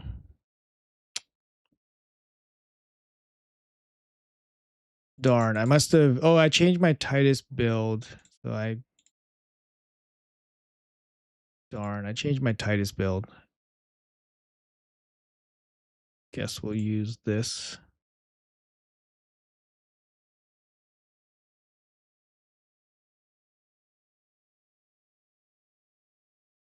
And they need to change up this these background battles, like they need to do something with it, right? Like it's pretty limited. Like you put the faction wars keys on, and then what else are you doing, right? Well, I guess you can do live arena. We can do live arena here real quick. Greetings from Bulgaria. Greetings, man. You ready for a new season? Nah, I didn't really work on any of my builds, but whole relic system sucks. Yeah, it sucks. A lot of pain and suffering. Okay. Stat checks are brutal for Chimera. Yeah. What they need is to they need what they need. I told them this. I was like, "Yo, you guys need to add the chimera in area bonuses for live arena. Like they need to add that because once you add the stat bonuses for chimera, it's going to open up more options for people. So people are not limited to just using certain champions. Like I don't know. I don't know if you guys agree, but to me that makes total sense. Um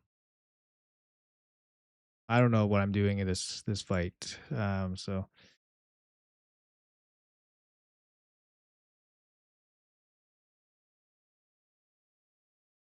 prepare kids by cursing in their presence. I do curse. I do curse. And then luckily my kid is very like, oh, okay. But he realized that it's not something that you just use, willy-nilly kind of thing. So um I don't mind if he curses in context. Like, if he uses it in context, I think that's perfectly fine. Oh man, these two are pretty nasty. I think I'll probably try to deal with Alaz, I guess.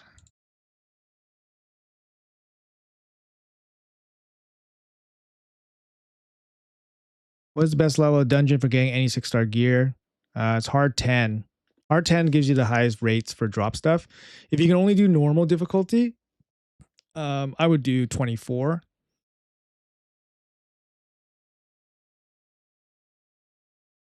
Oof. Comes to strips.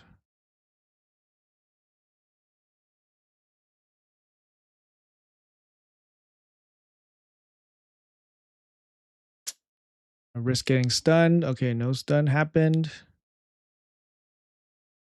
Damn, he's got the big blast here. Oh my god. Holy smokes, man. We kill this guy. Okay, we shut him out. Oh, he's too slow. Sorry, bro. Too slow.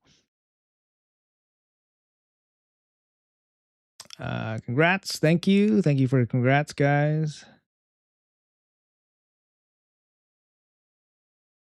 Wish they let you auto climb Doom Tower and then do other content. Yeah, they need to work on the background battle stuff for sure. Um, Usually what I'm doing now is just I try to do like the 5 fights for live arena and then I just escape. What do we have here? Sand Devil, Mastery. Okay. I guess we'll do another fight. Why not?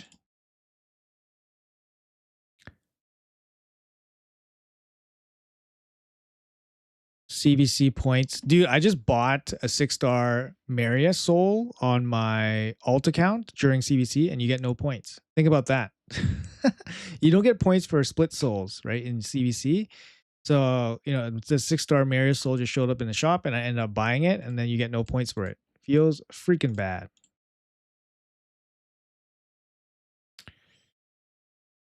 Uh What you doing for vacation? Anything special or relaxing? We're traveling out of town, so we're going to be on a plane. Not traveling too far, but we're going to take just some kid stuff. Um, yeah, kid stuff is it's going to be relaxing. I've never been to the city before. I don't really want to specify which city I'm going to, but I've never been there before. So yeah, we're just gonna go and relax. We're only going for a week, so I'll bring my laptop and we'll still do raid stuff. Um, yeah, we'll still do raid stuff whenever I can. So um, unfortunately, that's the way it goes. Like your job, right? Um, all right, I guess we're getting blasted first. Let's see. Yep, he's gonna come blast us. Unless our Fabian is faster, which he might be. Our Fabian might be faster. Any background music? You want to listen to background music instead of my beautiful voice? Oh, sorry, bro. Your Suzanne is too slow. Ding. Sorry, bro. Suzanne, too slow.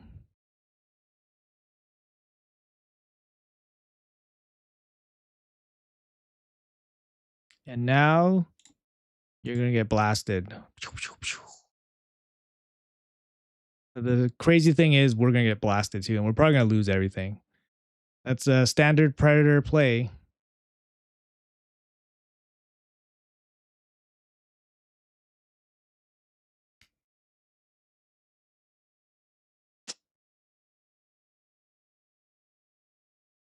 Like, I don't know what you guys think about this. Like the predator, look at this.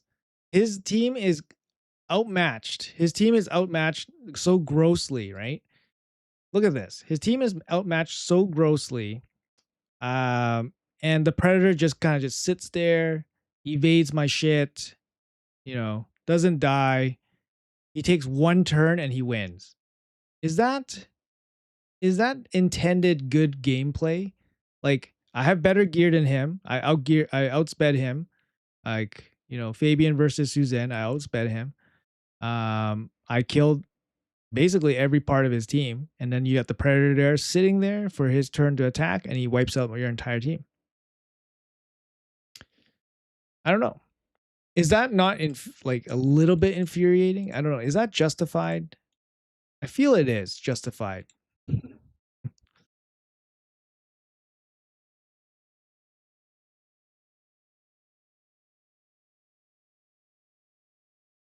Are you gonna get Faction Wars Mythical? It's gonna take me some time because I just don't have the time to grind out each stage. But I'm at 21 on every stage except for Ogren. How is the 6-star Blessing Carnage feeling? I got 6-star on my alt. I had 6-star on my main account for a couple months already, and it feels amazing. 6-star Carnage. I mean, you have to use it because it's your 6-star mythical. It's great. Hey Grim, what's up, man? Why wouldn't you ban Predator and just fight Embreeze? Um, no, I banned Crixia. I banned Crixia. The fight would be a lot different if I don't know if the fight would be different actually if Crixia was still in the fight. The thing is, I wasn't expecting him to ban Neve. Usually they ban Fabian. Um, but I don't know. Maybe he thought Crixia would deal with Fabian. I don't know. And the crazy thing is, how did Predator have his AoE? Shouldn't he be locked out? That's what I'm thinking, right? I had Fabian, I went. Why did Predator still have the AoE? Like he probably resisted my attack, my lockout, right? Um, so obviously a little bit of bad luck there too. But he should have been locked out. I don't know. Fuck this champion, man.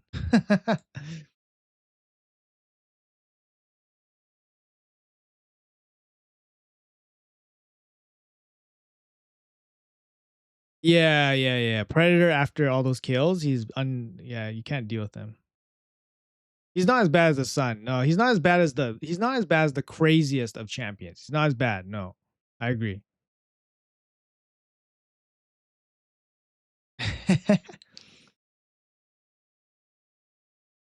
You hate Theodosia and Crixia more? Yeah, Theodosia is a tough one. Yeah. Predator is instant.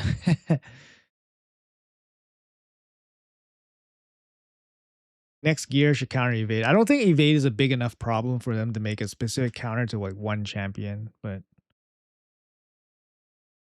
yeah, not bad, Grim. Yeah. Orange's top pick, love him, Mercurial. Yeah, he's great. Yeah, for Mercurial too. Yeah, so he probably dodged the lockout. That makes sense. Sorry, he dodged the lockout. It's not resist. He dodged the lockout. That makes sense. Yeah. My bad. My bad.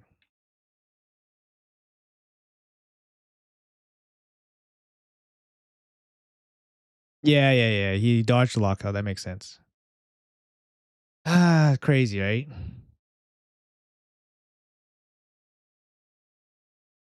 The fact he can dodge Yumiko lockout is bullshit.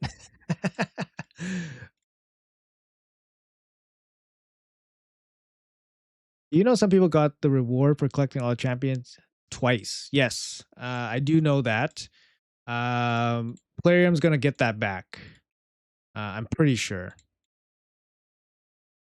It's been mentioned a couple times already, so they already know about it. I don't know if they're gonna do something about it, but I assume they're gonna get it back. That's what I heard.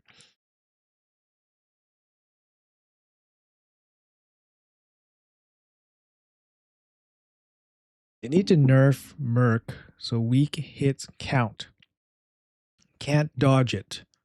That's more broken. Did you see the tactic for Sand Devil with full reviver and aspect of Surath? It's great.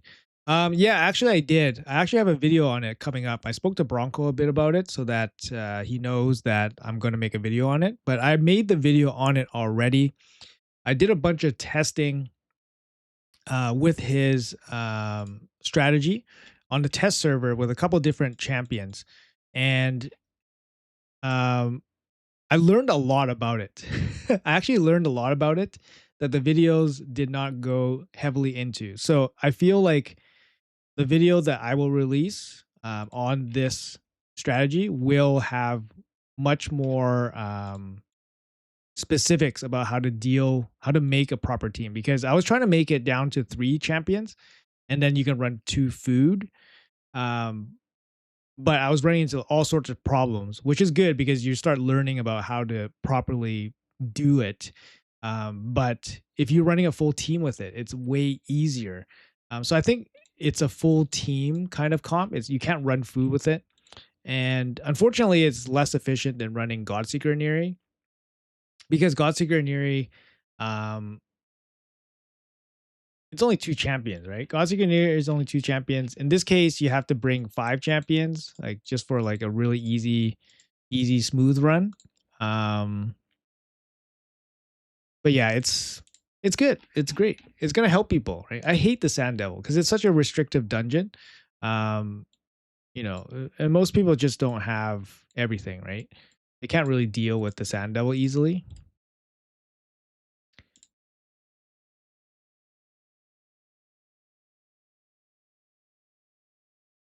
We'll do some live arena, I guess. Hold on, just check my alt account. Win live arena. Damn. I have to win? Oh no.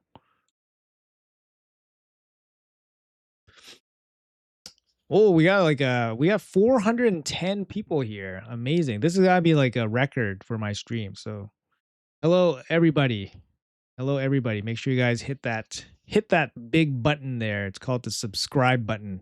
It's close to the like button. Both buttons need to be hit. Yeah, we do streams on CBC time. So make sure you guys hit that button so you guys can come back for future content.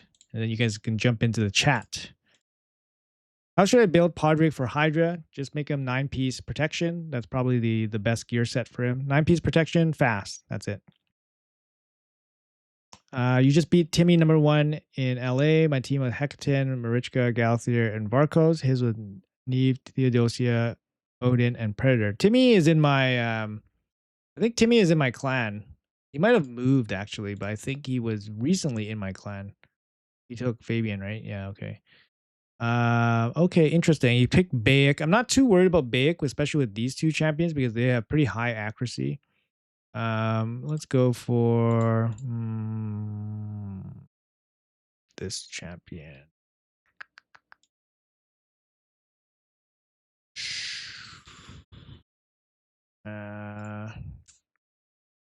I probably just ban Fabian, call it a day. All right. Yeah, I mean, if you're messaging in chat, it's subscriber only. So yeah, I appreciate you guys being subscribers. Appreciate it. Support is awesome, obviously. Taras, Harima, and Sand Devil Forever. A tank that hits easily with their passives. Nice. Solo Empress can solo it. That's true. Yeah, Empress is definitely the choice pick here. Oh, this is a pretty good roster. We could ban these 2. I think. Not sure. I think Crixie has a little bit more trouble.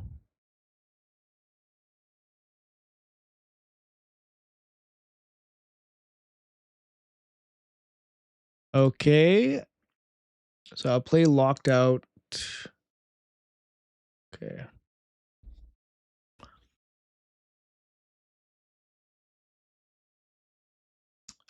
Canary Islands. Hello. I was anxious for you watching the Rhea video. It was riveting to watch. Yeah, it was good. I'm glad you guys enjoyed it. The freeze doesn't really do too much here. Oh, he's slow.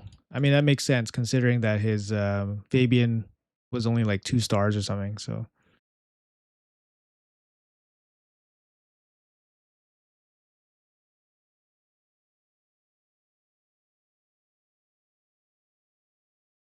did I mess that up? I think I might have messed that up. I should have just went with ally protection.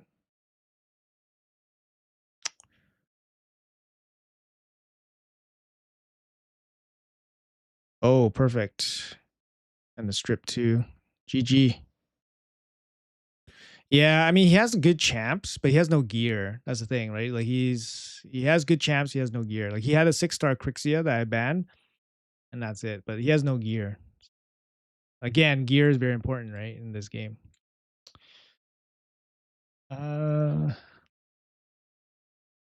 is Solus any good to build? Yeah, he seems like a good champion. I haven't used him much at all for myself.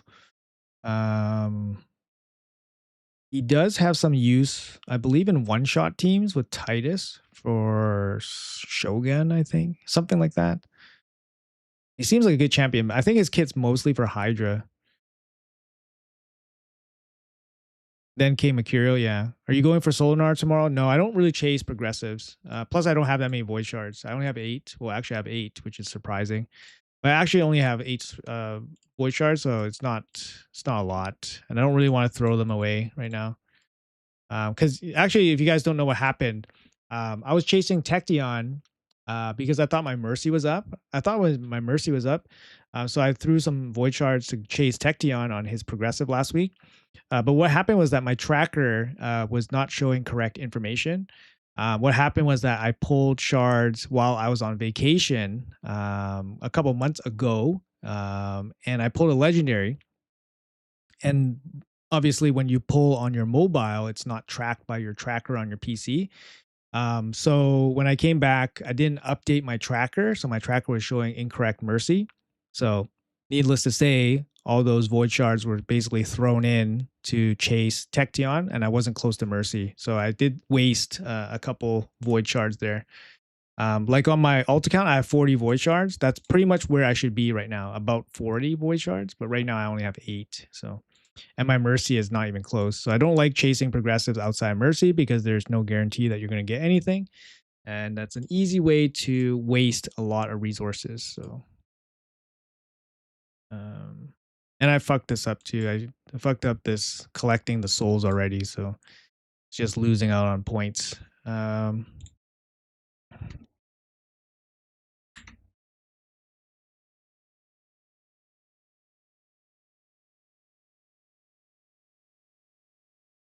Okay, I think we got the final reward. Yes, we did. So now we can focus more on the Dragon Tournament. For Dragon Tournament, what I like to do for this is basically just use like food champs with the solo champ.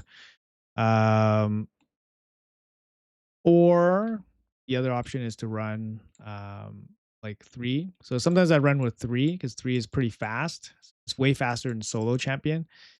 Um, so for example, like solo champion, I could run like Theodore. I could run this guy like as a solo champ with 4 food. But for speed purposes, I'd probably just run. This would be my team, like my fastest team, and then just run a couple food just to build up. So, oops, I don't have any. I failed. Sucks.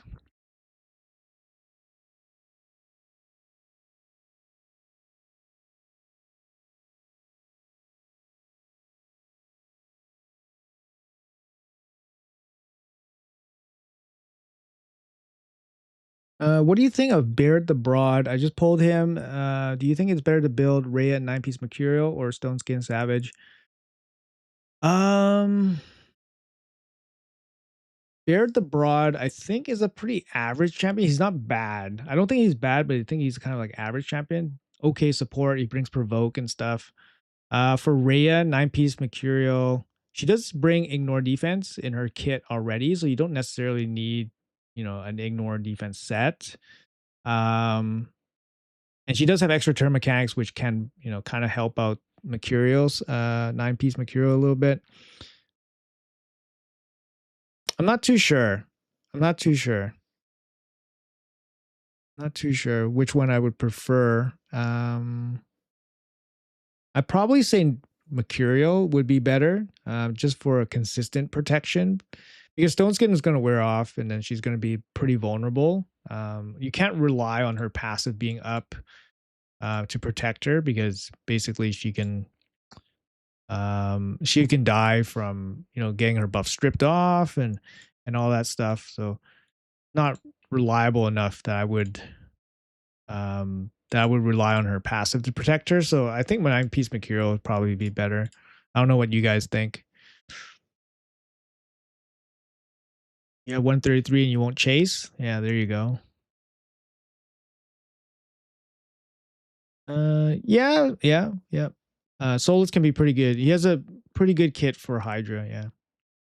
You got Vulcanin, the Void Legendary. Is he bad or at least good for Hydra? I would say he's pretty bad. Probably not worth the effort to use him for Hydra. I think there's some footage of him doing okay in Hydra. I think Nubs maybe tried him back in the day, many years ago. But I think it's too much effort to make that guy good. And plus, he takes books and stuff. So I don't know. I don't think he's very good. Can Husk, Rogard, and Coldheart one shot Spider 20? I'm on day 120. Is it worth it to upgrade them? I mean, Husk, Rogard, and Coldheart. I think everybody has those at 60 because they're just really good champs that you're going to end up using in many spots. So you're not going to have to worry about those champions being completely useless because you'll probably end up using them at some point. If that makes sense, right?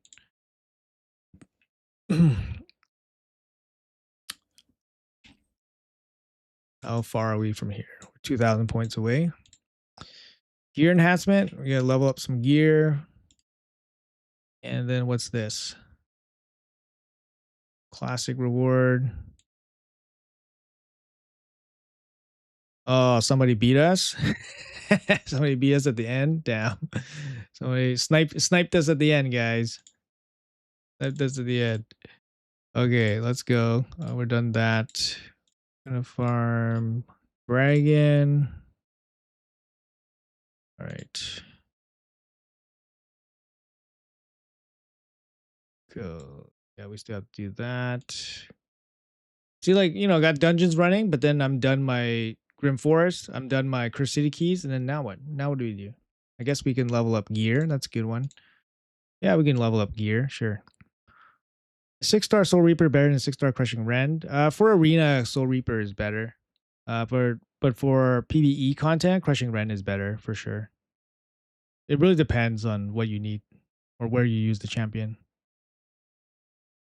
They already took the mythical relic back. There we go. Oh yeah, when the food champs take a turn, yeah, it just slows down the run. Hey Nathan, what's up, man? Oh, Tremera, even after the buff, she doesn't seem that good. Tremera's pretty good. I think she's pretty good. Tremera. She's void. Yeah, here she is. No, she's good. She's definitely good. Maybe like your expectations of a void champion are very high, but yeah, I think she's pretty good. 4-turn AoE stun with the turn meter decrease. And this ability is really good here. It's full team cleanse, turn meter boost, block debuffs, and then more turn meter boost. Yeah, it's significant, right? 3-turn cooldown, very good ability. Speed in all battles, very good. A1 AoE decrease speed, very good. Passive, immune to bunch of CC, fills the champion's turn meter by 20% whenever an enemy tries to CC her.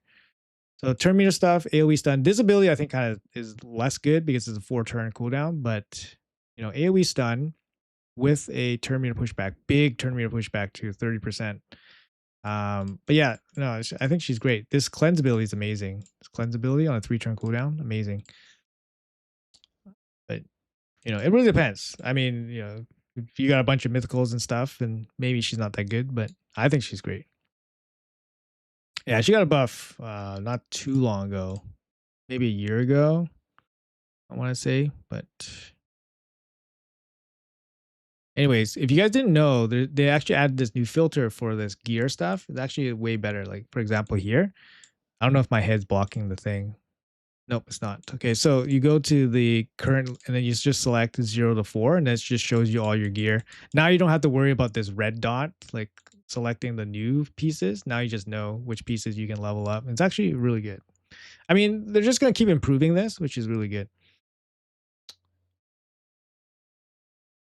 Why do you not collect energy from events tournaments at the time of completion? Because if it goes to your inbox, it gives you another week to use them. And basically, I find the best time to use energy if I can. So, like the way I collect my rewards is basically obviously you use your energy from out of your 130 energy. Of course, you use that first. And then any energy in my inbox that have high duration, like high day duration, I'll just leave. I'll leave it in my inbox, and then I'll just pick the energy that has the lowest duration, and then I'll use that energy. And it's just managing your energy so that you can pick and choose when you want to use your energy. So if you have a 3 month energy in your inbox, then you have pretty good flexibility, right? You can use that energy within 3 months, and of course you can pick the right spot to use it. But if you only have like 5 days to use energy, then you don't have that much flexibility. You have to use it in 5 days. So you have to find the right event to use that energy. Um, so yeah, that's kind of, I don't know, that's my way of doing it. It just means that you're running um, more efficient, I guess. Actually, this is just garbage, so I'll just get rid of that. Don't want it to clog up the system here. All right, double speed roll. Can we get lucky? Do I have ore stuff? I actually don't, so I don't think I'm gonna bother with that piece. Sometimes you ore this, like you go for a triple, you ore it up. Got speeds, a shitty boot though. Can we get triple speed defense percentage? Has resistance. Maybe we'll get lucky with easy speed. Nope. We'll hold on to it for now. These are all garbage. This one has speed. Could get a quad. No quads. Let's get sold. I don't need epic pieces. Nope. Nope. No speed. No epics. Speed there. Speed here. Sure. So you guys kind of see what I'm doing, right? I'm looking for speed rolls and then trying to hit it for quads. Um, Quads obviously still good for my account. Like some accounts don't even want quads anymore, or they want quads in specific sets only. But if I got a quad chess piece in any set, it's still going to be useful. Um, like a quad glove would still be useful regardless of the set that it's in. So like for example, this one, like it's a curse piece, so it still can be okay. But we'll try for one more. A triple would be okay. Oh, we got lucky. Try to go for the triple. Not very good. But an 18 speed curse chest with attack percentage could be okay. I don't know. I don't know if I have a triple for cursed. I might, but I think I'll hold on to it for a little bit. I have space to hold on to stuff anyways. This one, like a triple speed would be good. Okay, we'll go for the double.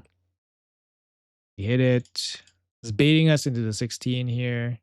You don't get it, but not too bad. Defensive stats, HP percentage, defense percentage, and then double speed. Not too bad. And then a resistance chest. This one could be interesting. Resistance hex can be okay. Okay, we hit the speed once. It's kind of weak. It's kind of weak, to be honest. I don't know if I have a resistance chest, but it's kind of weak. I'm looking for at least a double, and I don't really want to go to 16 on that one. All right, so the rest is garbage. Garbage. Epic pieces are garbage. Anything without speed, I'm going to chuck immediately. But if it has speed, I'll try for the quad. Nope. Oh, land speed. Nope. Don't need epic pieces. Hello, John. What's up, man? Do you think Minotaur needs a hard mode? Yeah, for sure. Minotaur should go up to 25 for like minimum.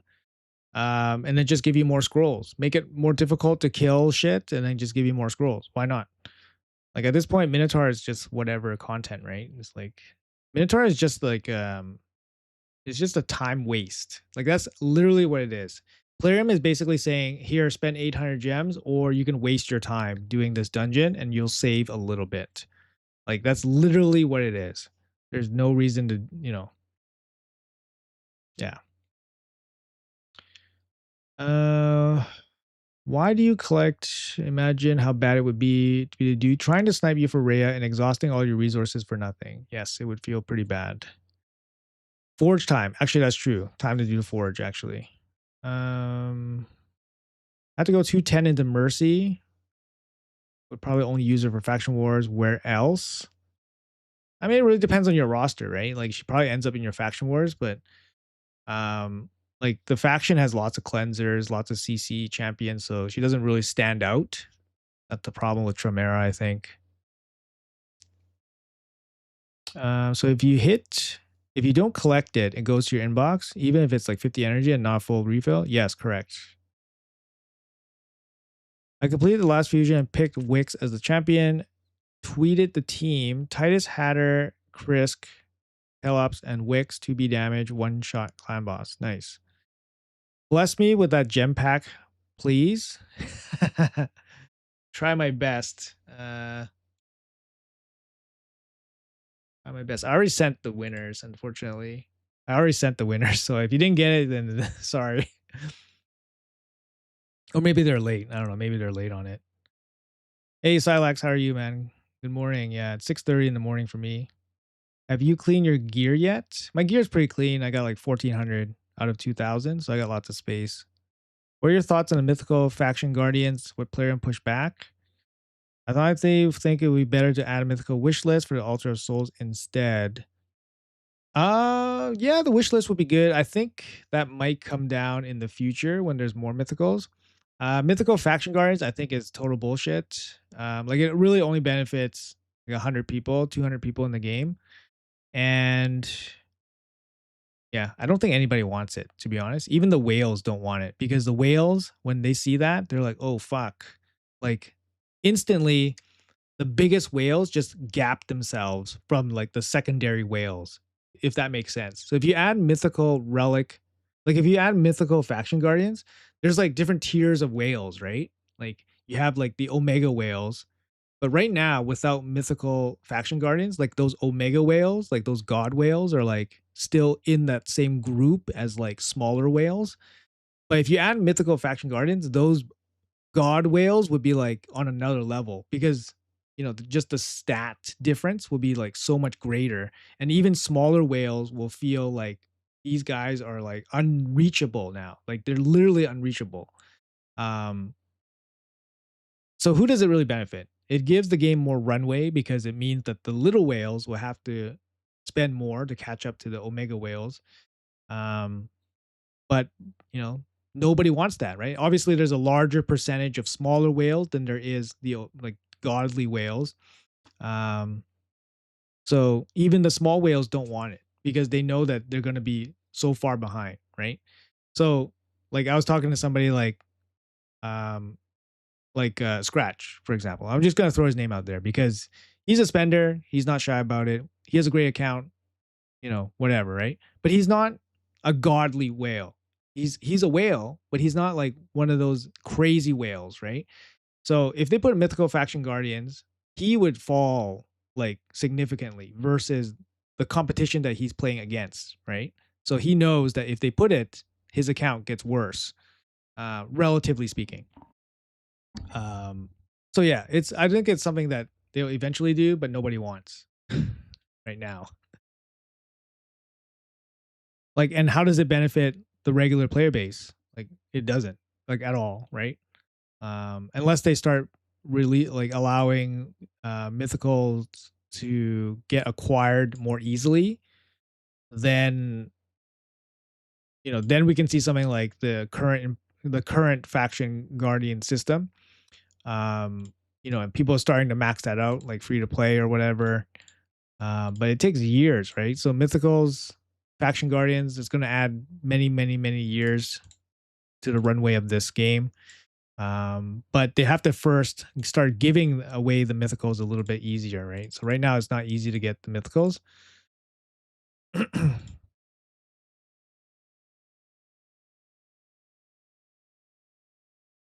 I think it's a bad idea. But it also doesn't really affect me that much, honestly, because like if you're just a regular player versus somebody that has mythical faction guardians, you probably weren't going to win anyways. So it's like, okay, so my actual percentage of winning was like 0.01 and now it's 0.001. It doesn't really change anything for you, right? Damn, these pieces are so bad. Take a shot on that.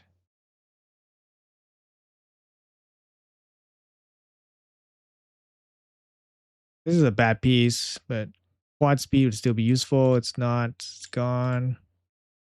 Same thing here. This is a good piece if it can hit speed. It doesn't. The weak double. Fuck, it missed pretty hard. I don't know. It missed pretty hard. I probably would chuck this still. This one's okay piece. Yeah, it rolls. Rolls okay, I guess. Roll better. Let's go 16. Okay, 21. It's a low triple with crit rate, defense percentage, accuracy. It's okay. It's mythical piece. This one, see, we quad up. Oh, oh, baby. Excitement. Excitement rising. Let's just go straight to 16, okay? For the cameras, baby. Oh, we got a triple. Oh, it's a 23, so you can use this as a speed piece. But it's a shitty main stat. I mean, it's not bad for. Actually, I don't know where this would be good. But 23 speed on a glove. Yeah, I'll take it. I'll take it. Good. This one probably needs to roll a triple to be kept. Oh, it's still in the running to becoming America's next top model. Still in the running to becoming America's next top model. And just off, but actually it's not bad. Defense percentage with accuracy and speed. I think we'll keep it. It's not bad. This boot is pretty bad. And it rolled into the worst, so we'll get rid of that. It's pretty bad. It's useless. This one, looking for accuracy or crit rate. Ooh, not bad. Okay, not bad. Not a bad boot. Epic boot, but not bad. Okay, sweet. I think we have another 2 remnant summons per month for mythicals to be acquired at a reasonable rate. Yeah, and the remnant needs to be like more accessible for everybody. That's the thing. They have to be accessible, right? So like if you're saying like you get 1 remnant pull by completing Curse City, I don't think that's accessible because most of the population can't complete Curse City, so that 1 remnant is not obtainable. But if it's another piece of content like Grim Forest, where it's way more accessible, then yeah, that would be good. Um, and yeah, they did say that they like releasing more resources in new content. So obviously they don't want to release, they don't want to give existing content more resources. They definitely don't want to do that. The devs for Plarium, they definitely don't want to do that. They don't want to just keep adding resources to existing content. They want to add more content and then obviously put more resources that way. So they can let us get more resources by doing more content. But I think that's just them giving themselves flexibility with how to distribute the rewards. If they give us too much rewards too quickly, then they're kind of handcuffed for like future content. They can't give us too much, et cetera, et cetera. So yeah, it's tough. I mean, it's a balancing act for them too, right? So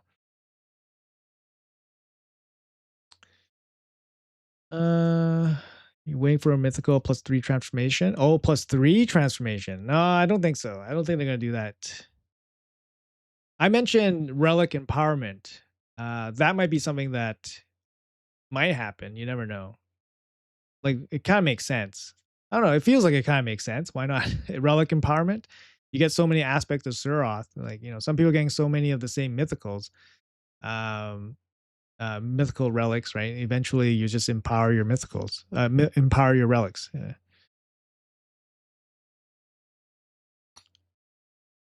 Face these whales, they're way around insane teams, hard but doable. But with mythical faction guardians, PvP would not be realistic. Yeah, a bucket system might be too complicated for Plarium. Yeah, void mythicals. Void mythicals will be a thing maybe late next year or later. Remnant Mercy needs to increase at 29. The chance is still only 8.5. Yeah, the Mercy is really bad. It's like non-existent to the point where it's non-existent. Shall we complete all the non-shard events for Khmer? I mean, you have to participate in at least one of the summon events. Because like you can skip 30 fragments, which is the cost of the second summon event plus the champion chase, which means you have to fully complete the first summoning event for 20 fragments. Um, or a mix. It gets complicated, right? Because you have three summoning events. It's a mix. Who knows, right? It's really hard to determine what is the best route. Like which way are which way are you going? I'll go for 16. Hit me with a speed. Boom. HP flat. Guess we'll hold on to it. Both of these are junk for me. Speed. Speed. Oh, this is a 5-star piece. Never mind. Okay. Nope. Nope, that's junk. Look at this weapon. Quad anything would be good. Nah, no good.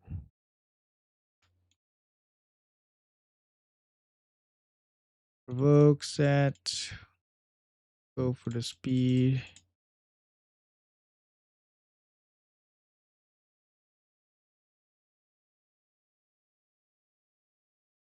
Nah. Speed on the helm. Go for quad speed. Nah.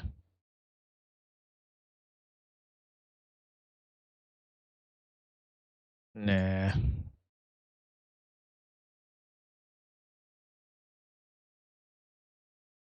Nope. Reflex gear. Nope. I don't care about this set. It's just like, just get rid of it. This is mythical speed boots. Like, yeah, okay, gone. This one, quad helm. Could be useful if I hit it. Nope. Okay, cruel gear. I'm only looking for 6-star pieces at this point. Any of these worth keeping or rolling? Doesn't look like it. So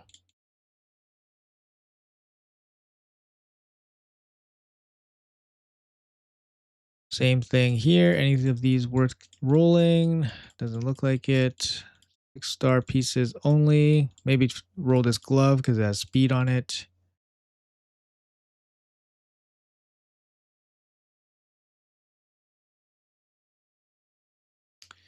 You guys know Mythicals have been in the game for 3 years, right?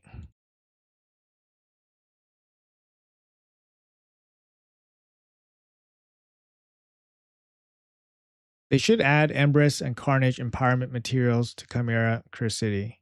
Yeah, I actually agree with that. I mean, they haven't even decided what to do with the empowerment for those champions, so it does feel a little shitty. New dungeon for red stars for gear would be the next logical step. Ooh, that's a big one. That's a big one because it's going to make years. I mean, Mercurial kind of makes years of farming gear a little bit obsolete. I heard that some of the later stage players were mentioning that the Mercurial is so strong that it kind of obsoletes years of farming gear. Not necessarily true, I think, but it's going to get to that stage, right? Like, how does a new player with a brand new account, you know, step up to fight players with really old accounts? They have to power creep the gear eventually, right?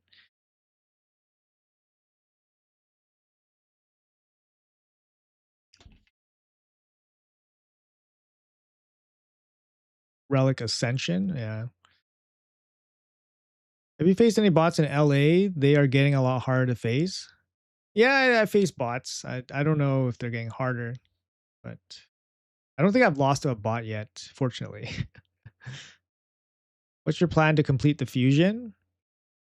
Um, Not sure. We'll have to take a look at the price. It'll come down to price. If the first summon rush is reasonable, like cheap, I'll probably just do the first summon rush, mainly because I'm on vacation for a week.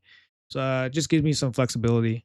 Otherwise, I could miss an event and miss the fusion. I definitely don't want to miss the fusion because the fusion is really good. Oh, they released something on Discord saying that there was a bug with the Web of Corruption extra relic gift. The stones and resources invested in the relics will be returned after a relic is removed. So they will remove all the extra gifts.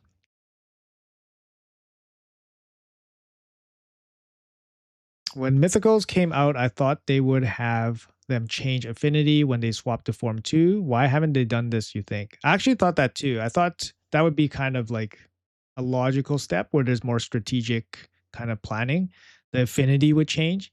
Like they have the type of champion change, like damage dealer to support, even HP to attack. Like they have that already. Why not change the affinity? That would be interesting. It adds an extra layer of strategy. Maybe that's what would happen with the void champions. I don't know. Maybe they go from void into like normal affinity. I don't know. Maybe. But some extra bit of design that they can think about. Watching Cruising last night and he lost to a bot at 450 speed on his champs. Maybe the bots are more catered to your account or more catered to where you are in the MMR. Do you have any god tier material pieces? I've gotten so much bad luck. I got okay pieces. I mean, what is a god tier piece? I'm not too sure. Um, like I didn't roll up all my pieces. This is like from normal difficulty. Like you see most of the 5-star shit in here. Like actually most of it is 5-star. How many six like from normal, right? This is mostly from normal. Not saying that yeah, I'm mainly looking for 6-star here. Like we got HP. Got an HP chest with speed. I mean, this one could be usable. The rest are not usable. 6-star boot. Oh, we got 6-star speed boot. Like this is an instant keep for me. I don't have that many of these. Oh, double crit rate too. So this is an instant keep for sure.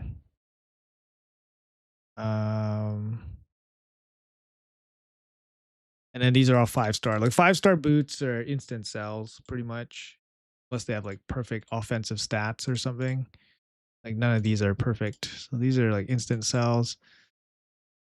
Up here, I mean, you could go for quad speeds. Like that's pretty much what I'm shooting for 5-star. For 5-star, I'm looking for quads or better.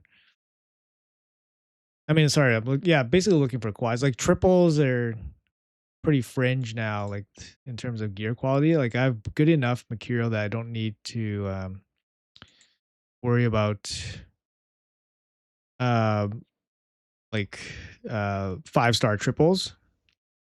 The rares are gonna go, especially the top piece. Like a rare glove. Not gonna order this. I'm gonna order both of these gloves. Maybe we'll get something half decent. Rare gloves, like rare chest. These are all gonna go. Like even if I get like a really good offensive one, yeah, it's just too much stats to give up. And none of these boots are worth rolling. It's chest. 5-star legendary pieces still can be okay. Like 5-star shields, epic, no good anymore. Like even if I roll a triple on this, it's not gonna be good enough, honestly. Triple, like this one, decent stats, but we'll see how it rolls. Maybe we'll keep it. Still pretty bad. Offensive stats, but still pretty bad. They're probably not gonna make it, even if they roll really good. So I mean, take a shot here. Like, what do I do with this really, right? Attack percentage, but it's an attack, it's a weapon, right? So you're already coming in with low base, low main stat attack. So to me, it's still a sell. It's just not good enough. This one, like maybe if you hit a triple on something, might be okay. Nah, like still it's not good enough. No, it's still not good enough. There's just probably no reason to roll it. Triple speed, like accuracy is probably the weakest one. Yeah. Yeah. It's just what else? This one. Hope. Hope. Hope. Quarter cameras, straight to 16. Got 18. Like you see this? A triple at 18. It's pretty shit. Right? Triple at 18. We did get HP percentage, which is okay, and it does come with accuracy. I mean, this is totally like a usable piece, but it's not it's probably not gonna get used. But I'm just gonna hold on to it.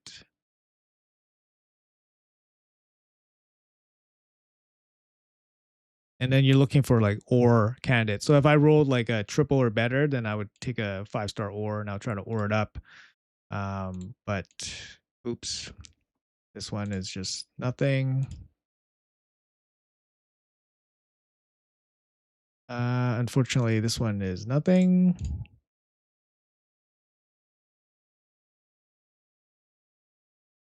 It's nothing. Yeah, so that's kind of how it goes. Sorry, I'm just missing chat. Yeah, welcome all first timers here on stream. Welcome, welcome. We stream during CVC, so new bots are insane. Kraken gear and champs. They're adapting to us. You can't get 6-star normal. You can, it just doesn't happen. Yeah, we saw a couple. Chance is low. Getting as long away to revive. What fraction has been the next biggest pain point in your eyes? Yeah, Ogren's my worst. Ogren's the only one I haven't gotten to 21 on my main account. The other one that's actually really painful is actually that's a good question. There's a couple of painful ones. High Elf is pretty painful. I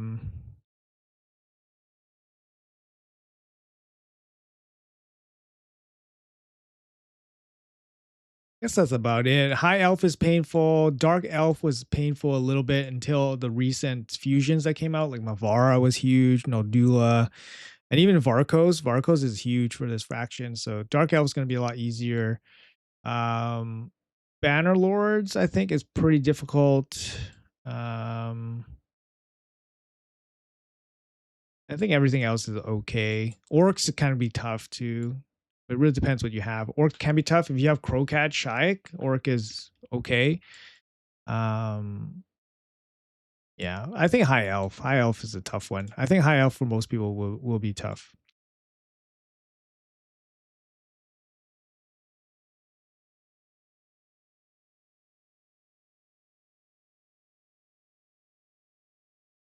Oh, but sorry, I haven't ran to Talena yet. So with Talena, it should be a lot better. Sorry, High Elf shouldn't be so bad. High Elf shouldn't be so bad. I just haven't run it with Talena yet.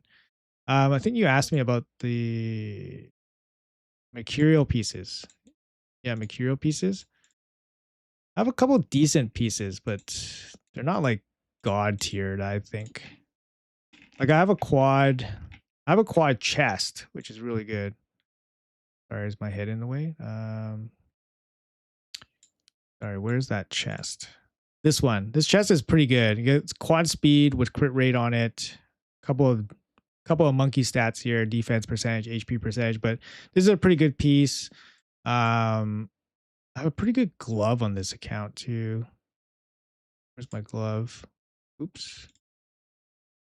Oh, it's on my Marius. I can't show it. Oh, there it is. This glove I think is pretty good. Like a speed, crit rate, double accuracy, so it's pretty good for like accuracy, required champion. So it's a pretty good glove. But not god tier, I think.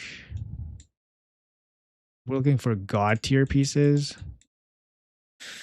No. These are scrub pieces. Got a quad accuracy. Look at that. Quad accuracy. Scrub tier. Let's see. No. No, these are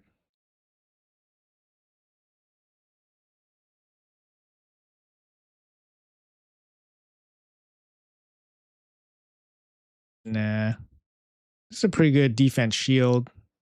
Like perfect defense shield, but it's a legendary, I guess. That's the knock against it. Glove. Yeah, that's about it. I mean, that's it. Nothing crazy. Nothing crazy. The clankers are rising up and adapting. Older ones are harder. Funny, yeah. Demon Spawn is my worst one. Only Lego is Drexar. Oh yeah, that's a tough one. I've Duchess on this account, so Duchess makes it a lot easier. Are you pulling for Solinar tomorrow? No, I don't like to gamble. How many mythical pieces do you have with 5 roll? Not many. Not many, to be honest. Not without trying. Not without trying. So actually, I'm curious. I don't know how much. Uh, so it would have to be quad roll. How would we find quad rolls? I guess you have to do like 4 upgrades like this. Oh, oh, oh, you mean like Quinn rolls? Quinn rolls. I think I have one. This piece. This piece, for a Quinn is like a quad on a mythical roll. So 32. The max is 35, I think. So 32 here on this helm. And then I have a quad on this one. Yeah, this is the only one. Quad on a mythical. And what else? I guess you could do quad. You can't do quad in general, right? Is there any way? I don't think there's a way. Got quad speed, but 5-star. Oh, I see. On Mercurial. What's your fastest piece? Oh, is that helm? Is this helm? This helm's my fastest piece. Yeah, it's in a good set too. Pinpoint. Pinpoint's a good set. So happy to have that.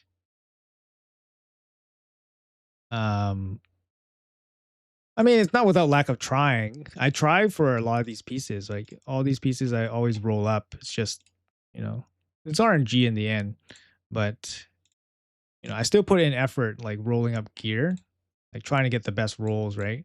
I mean, kind of have to if you're like, playing at a end game level or whatever. If you're looking for the best gear, you kind of have to roll everything. Like I'm just gonna get rid of all this shit. None of this is useful. They need to update this shit. It's crap. Like to the point where people care, but I get that they don't care about it because it's for like progressing players, and they don't need to update this stuff. Look at all the silver, guys. All right, so this speed set, obviously still useful, but I'm looking for 6-star pieces. Look at all this 5-star stuff. Actually, not a single 6-star piece. Perception, if I can get an accuracy 6-star chest, that'd be amazing, but nothing. Take a shot at this quad speed. Maybe it'll work. Nope. 5-star chest. I mean, there's really no way to save this unless it hits the crit rate and then we can ore it. Like, yeah, there's no way to save this. These pieces. Nope. Junk. Junk.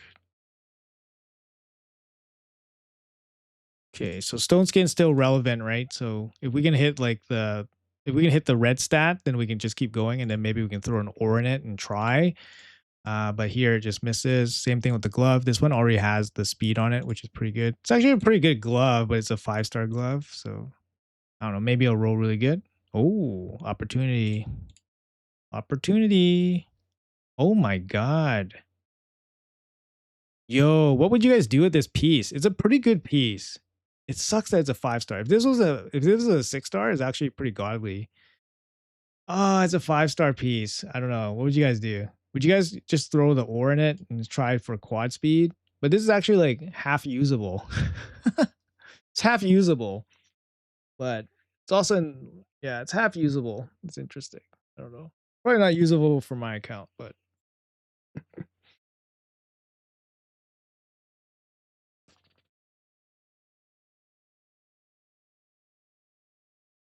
Or it or sell it. Yeah, it could be a penta roll. Go for the quad. Okay, we'll go for the quad.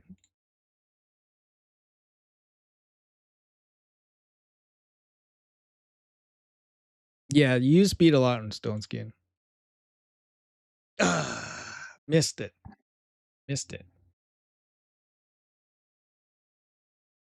I think I'll hold on to it. I don't know. It's kind of a crappy piece, but I mean, it's not a crappy piece, but it's just not. It's probably not good enough for me. I need speed on this, or it's dead. Dead.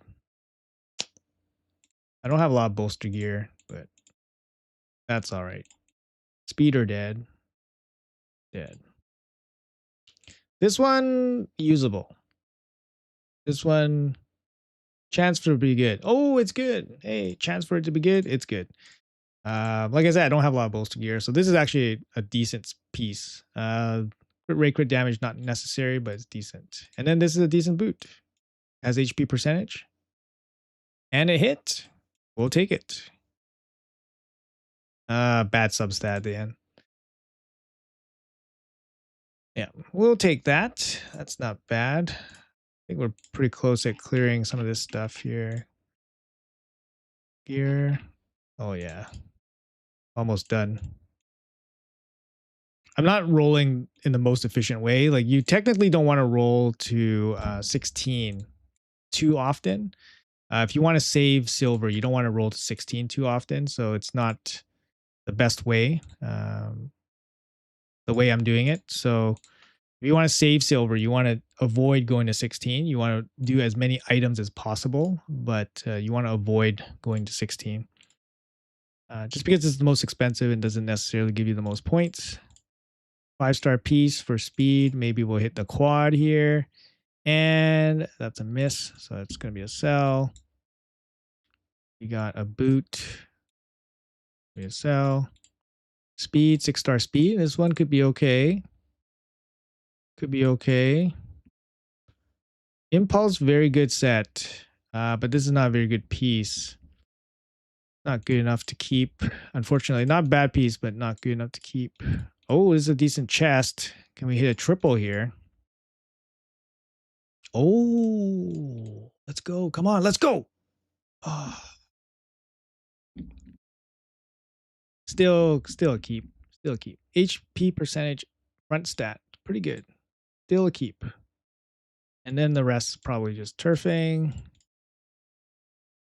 I'm saving my ores for like material pieces. So Zeal, this helm could be an okay helm for like Titus. Resistance, crit damage.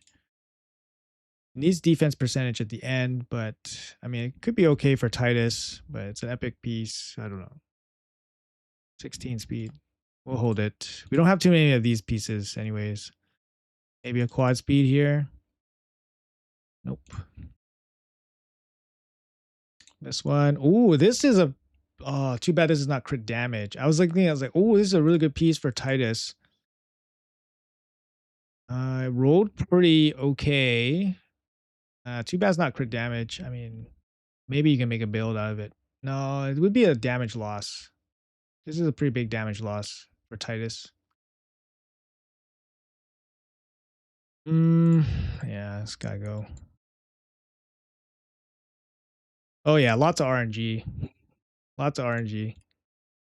But it gives the game longevity, to be honest. Like the RNG. Without RNG, this game would be over for most people very quickly. I only care about 6-star merciless pieces at this point. This one has speed, so we can roll it. Actually, it's not too bad of a piece. Rolled pretty bad for us. All right, so Stone Cleaver, we're looking for damage stats. This one has speed. I mean, we can take a shot at it. Maybe go for a Quinn roll. Nope, it's dead. This one, 5-star shield. Could go for a quad roll. Still in the running for America's Next Top Model. Nope. Rebirth, looking for defensive stats. This is a offensive glove, so it's no good. And then down to the mercurial processing again. So looking for quad speed or double rolls to continue, double roll to continue. Nope. Nope. Gambling addicts? Yes. There are definitely gambling addicts playing Raid Shadow Legends. Definitely.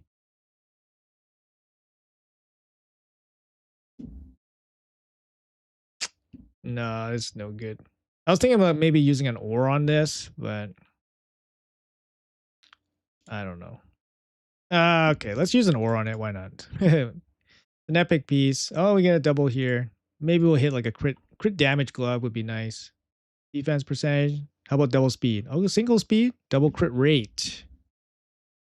Don't like the double crit rate, but speed and accuracy on defense glove could be okay. Probably a keep. It's not a great piece, but same thing with this. Probably or this. So this piece is totally not usable, right? So you throw the ore in it and you get maybe a usable piece out of it. But this is still a bad piece. So I hate that. You get the main stat, attack percentage, and then you ore it and you get attack percentage again. Why? Why did they do that? Why? Why did they allow that?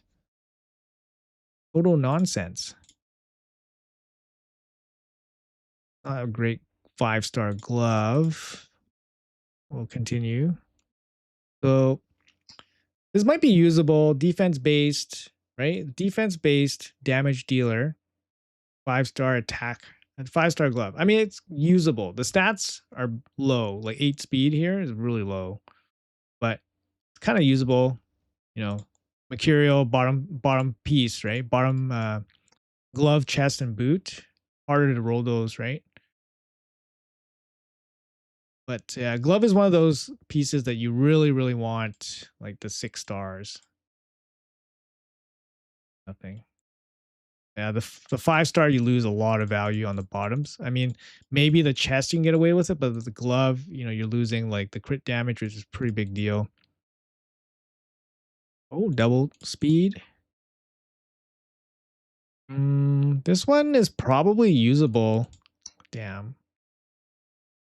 Okay, that's not a great last roll. 13 speed on this. I mean, it's probably usable for like a support champion. I'll probably hold it. LA is live? Oh no.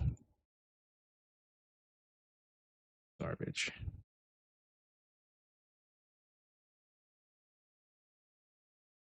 Yeah. We mentioned it to Plarium. It's like, why are you guys doing this? Like, why do you guys let the ores do this and give you the same ore, like same stat again? So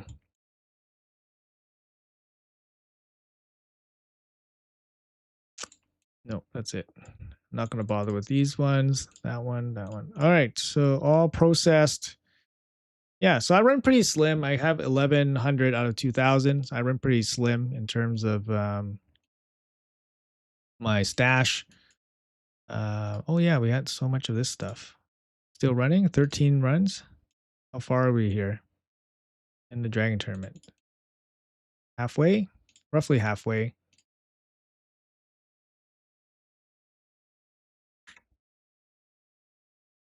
There is a training tournament. I don't know if it overlaps with CVC, the training event.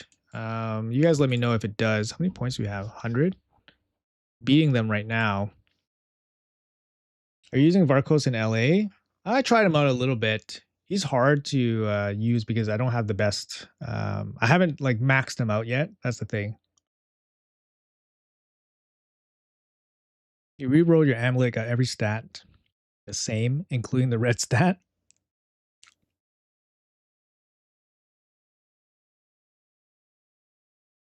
Changing to a flat stat is way worse. Doesn't overlap, sadly. Okay, thank you. Yeah, we can play some LA for sure. Let me look at my builds here. Just double check some of the gear. Actually, I got an upgrade recently for Donatello, and this was actually significant because I love Donatello, and I use him a lot. So I actually got an upgrade for him in the last couple days after all these shard pulls. So what happened was that I pulled Pythion, which is a faction guardian. So Pythion is a faction guardian which freed up Dracomorph. So I had a dupe Dracomorph, but because I pulled the Pythion, I removed Dracomorph from my faction guardians, and now I empowered my Donatello. So my Donatello is a +2, and +2 is actually huge. It gives you +10 speed, which is huge. So I got a nice upgrade on my Donatello. We got a little bit of extra resistance from getting that extra empowerment also. So pretty good. I'm really happy with that. So we did get an upgrade for that. What I put on my Nishak, 6 stars. It depends on the content you put him in. 6-star Brimstone's pretty strong on him if you're using him for PvE, but I wish they would add like charisma charms in the game that would like boost the chance of you rolling the double, triple raw rolls. You should mention that. Oh, like charms to like boost your chance at stuff. Yeah, like in Diablo, they have something called Magic Find, where you boost your chance at finding higher rarity stuff. I think it would be kind of cool, but honestly, it's a gacha game, right? So you gotta pay money to increase your chance. Like, here's a way to increase your chances at getting stuff. You have to pay money. So that's kind of that would be their rebuttal, right? So, um, but yeah, anyways, it's gonna fall on deaf ears. Just gonna double check my gear here. I have not maxed out some of my pieces because I was waiting for CBC to spend like glyphs and stuff. Like this is my Varkos. He's a bit slow. 261 is slow. I don't like that. But I can definitely glyph here, glyph here, glyph here. This one doesn't have glyphs. So, it's glyphing time, right? The resistance glyph, HP glyph.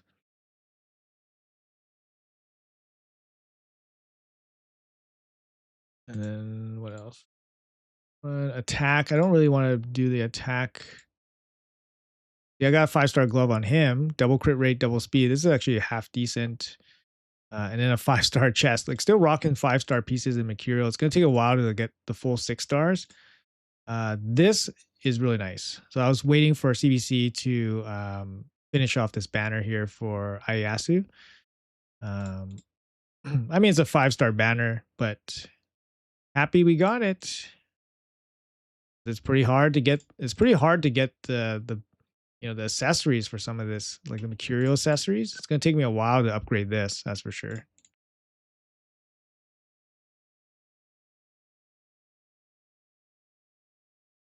Your Varkos is 262, and he's my fastest arena nuker. I hope I'll find a soul for him. Nice.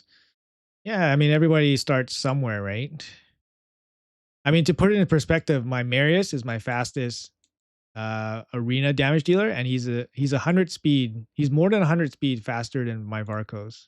So my Marius is 378.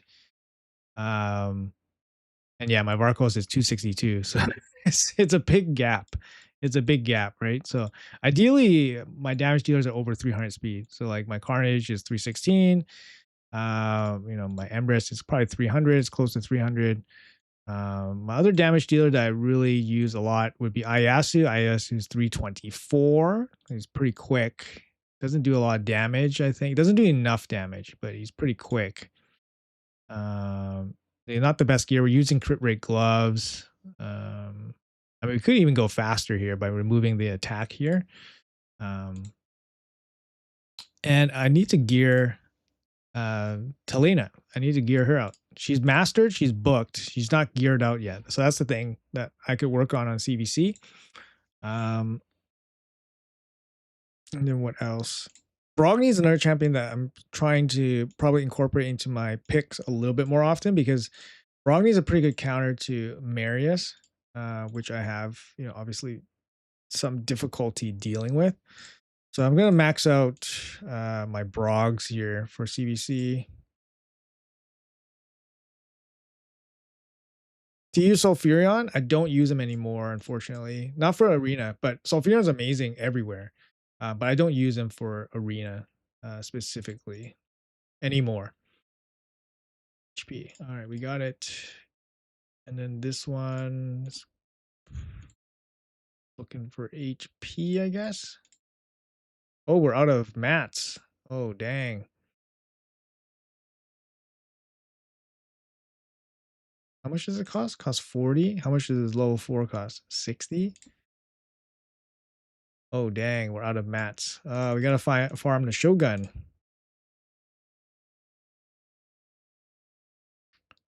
Okay. Interesting. Okay, so we gotta figure that out, I guess, later. We can do that later. Uh, Rogni's maxed out. I don't really use Harvest Jack, but I would like to incorporate him a little bit more. But right now we don't really use him. Necrit's not geared. She is looking okay. I haven't changed her build in a little bit. Maria. Okay, Maria needs to max out because I changed up her build a little bit. Maria's she needs to be faster. 300 speed. Yeah, Maria. So we can max her out here. Yeah, there's a lot of stats on her that are missing, so I can definitely max her out. Maria's really good. I need to use her more often. Mm, boom. Come on. Fuck. Fuck. uh, all right, one more. Get there. Fuck. Red. Come on. Really? 6. 3. So much resources invested. One piece. Shield. Not the best shield. Oh, we got attack. That's good. 5. Good. Resistance. 16. I asked you as a first Void Legendary on my free to play account. Damn lucky. Yeah, he's really good. Good in a lot of areas. You have way too many HP burners. Did you use them? But I don't. Yeah, I hope they can bring back burners and poisons somehow.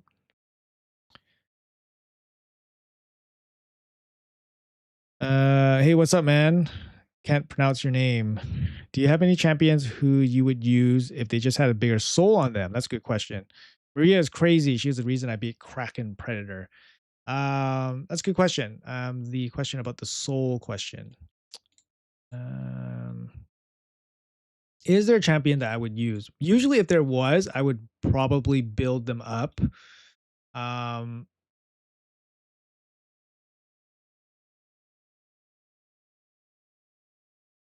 I mean, I'm just looking at some of the lower soul guys. Not really. Harvest Jack. Harvest Jack might be somebody I would use. Like if I had this, 5-star for Harvest Jack, I might incorporate him as a crowd control champion. I recently got a 4-star for the cat. So actually I had to buy the 4-star for the cat, but I like the cat enough that I might use him as a live arena damage dealer. I don't know what you guys think, but the big thing about him is that he does bring the speed aura, and he can be pretty good. In terms of like blessings, I think I don't think there's any champion that I would use if it had a huge blessing. Yeah, I don't think so. It's a good question though. Yeah, it's a good question. Sorry, Maria. Yeah, we got lots of damage left over here too. So Osgron, not really. I don't think Osgron is good enough to be honest. 7, nice. Okay, well that's a good hit. Oh, this is a pretty good chest. This is a pretty good chest. I don't know. You guys are asking about that. Triple crit rate with speed, crit damage, and flat attack on a attack percent range. I would say this is probably pretty godly. Like for an epic piece, this is as good as it gets. For an epic piece, it's on a chess piece too. So a chess piece is very hard to get, right? So this piece would be pretty godly in my opinion. Like as an epic piece, it's like perfect. Perfect damage dealing epic chest. Unfortunately, the rolls are slightly low, I'd say. 25 crit rate on a triple. I think the top is 28. And then 5 crit damage, I think, is low. 6 speed is max. 27 attack. Yeah, it's godly piece. Godly epic piece. Mercurial is easy with cat. Yeah, that's what I was thinking too. I'm actually short on just like overall attack gear for Mercurial, so I'm kind of strapped a little bit. Uh, this one accuracy for Maria, we probably need. Ooh, maxed out. We'll take that. Defense 38. Let's go for the big gem here. 48. Let's go. Do we want to keep attack percentage on the boot? Where are we at? 290 speed. Pretty nice. Look at this ring. This ring's nice too. Really godly ring here. 5-star ring with the triple attack. Yeah, Maria is pretty good. Although she doesn't have my best attack mercurial gear, she is looking okay. This amulet needs to go, but I don't have a 6-star amulet. I don't have a 6-star crit damage amulet, unfortunately. And then I have an accuracy banner, which is I could cut some speed for this attack banner. Like I need to cut 19 speed for shy of 400 attack. I don't know if that's worth it. 19 speed's pretty important. Speed's only 3 here. We could definitely bump that. And then 20%. I mean, these are pretty good stats. We're running the. What do you guys think about Lightning Cage on 4-star? I was thinking about going for maybe this one, Ward of the Fallen. Ward of the Fallen is really strong for Maria, but I think 4-star is not that great. You want the 5-star, right? The damage reduction.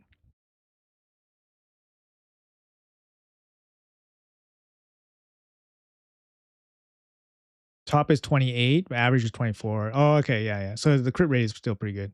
Osgron great counter to Tection because his strip is hitless. Oh, that's good. That's a good shout. Yeah, that's a good shout. Yeah, Osgron probably, maybe. I don't know. I do see Osgron once in a while.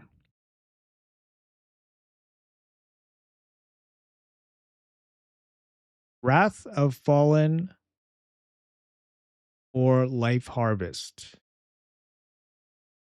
Oh, sorry. Ward of the Fallen. Ward of the Fallen. Useless, not 6 stars. Okay, I see. So don't use Ward. Okay. I'm only at 4 stars. So 4-star, what do you got? What do you think? Lightning Cage is still the pick here? I don't know. Counterattack stuff. Yeah. Does she get your best gear? Get your best gear? Ascension going for speed. Oh, you like Life Harvest?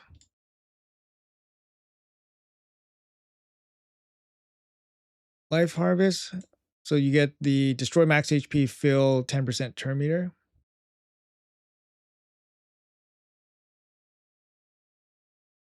I don't have a lot of champions with Life Harvest. But yeah, I guess we could go for the Ascension on speed here. Speed. Count your buffs in the comp, you'll play her. Oh, yeah, that's true. If you need one, take Lightning Cage. Oh, that's true. I don't know if I'm going to be that specific about it. That's pretty well optimized.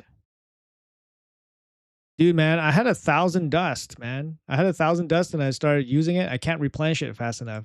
Like when I went for a 5 million point badge, I had almost 1,000 dust. So I've been living off that. I've been living off that for a while. I don't remember when I had 1,000 dust, but it's like, yeah. But now, yeah, I don't know. I don't know. I think I'm okay to keep it. I'm okay to keep this as is for now. I think. I'm just gonna move on here. Some of these champs I don't really use that much. I asked you, I think is fine. Hilvi I haven't been using as much lately, to be honest. She's in a good build. Yeah, she's in a good build. Almost 100k, 388 full mercurial, 630 accuracy. But I haven't been using her that much. Okay, let's just jump into it. It looks pretty good right now. Oh, just in time. Our stuff is done. I think maybe we cleared it. No, we didn't clear it yet. Okay.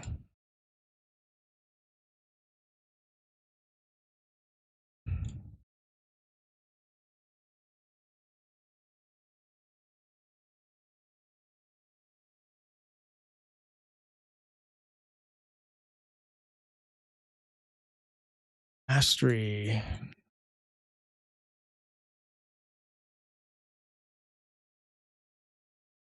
All right, let's go. Boom. New season begins.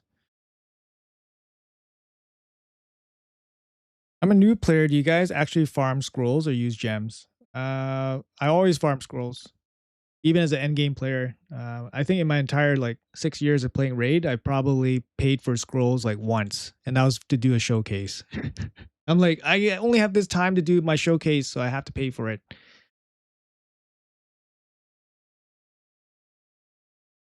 Yeah, or maybe the first. Yeah, back in the day, I don't even think I've paid for my first scroll back then. I probably farmed it because I was a dumbass.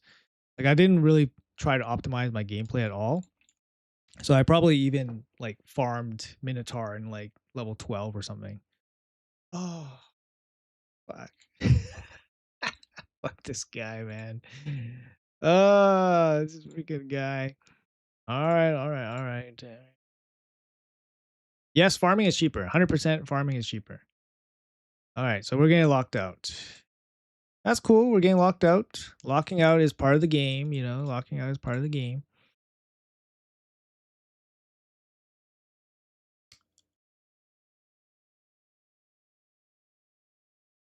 What gear do you use on Stultus? Just start my new account with him and Pelops. I mean, you don't really have much choice, right? So you kind of just want him with a little bit of accuracy so he can do his stuns and stuff, which is probably what you're gonna need. He is a bit of a damage dealer, so he can definitely help you out for some damage.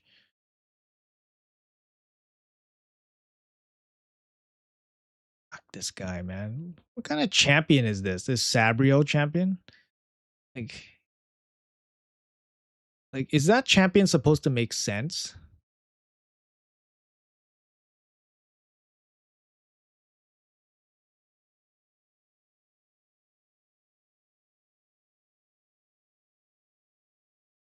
There, we're safe. We didn't steal her stuff. Damn. Okay, we're partially safe. She can transform, but she might die from the transform. Damn, not. But she is enfeebled. 2 turn enfeeble. We're gonna shut her down here. Oh, she always crits. Is that the case? Does she always crit?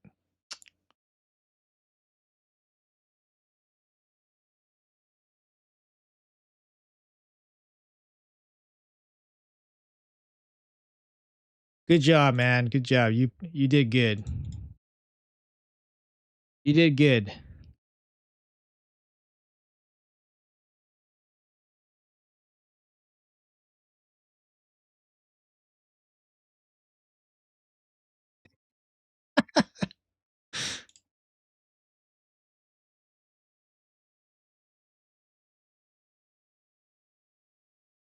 Oh, she always crits when you're locked out. Okay.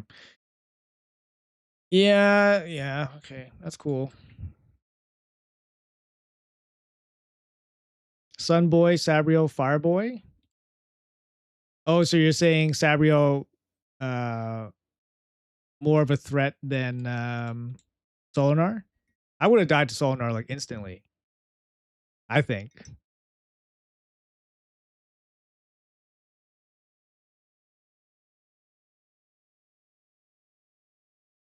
you would lose a time limit. Yeah.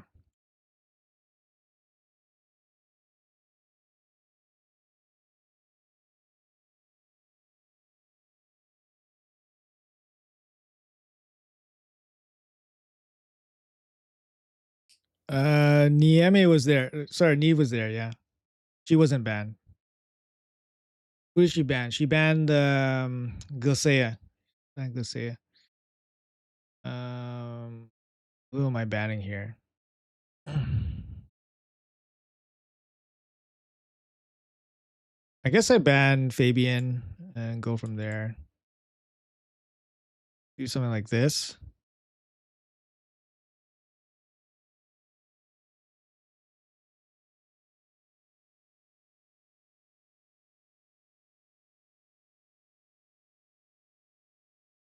Neve is good against Solinar. Really?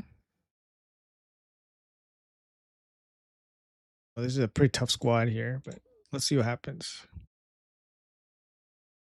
Mercurial. I only have one Mercurial champion on this squad, but Vestel is very strong. 6-star here too.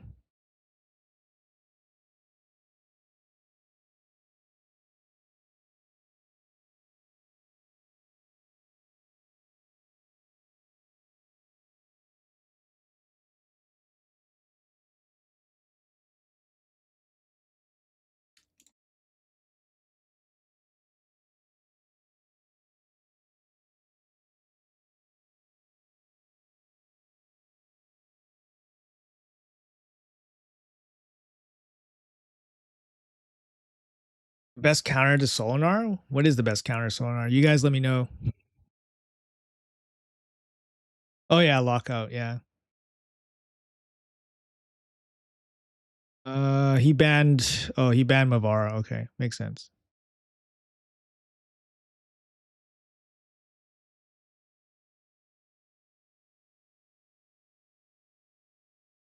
Mm,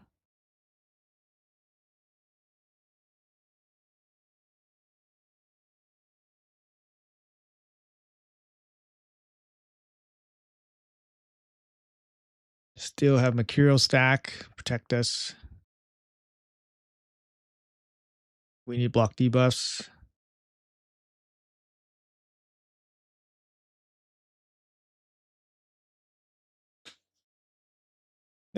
Credit card, nice.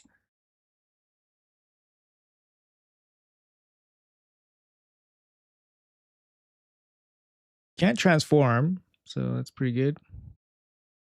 Slice. Oh, nice. I think we reset now. Still have block debuffs. Protect us from the Sifi.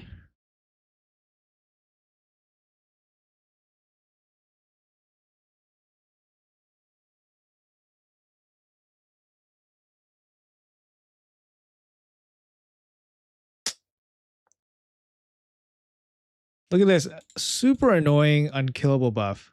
Protected unkillable buff. Super annoying. Super annoying here. Right?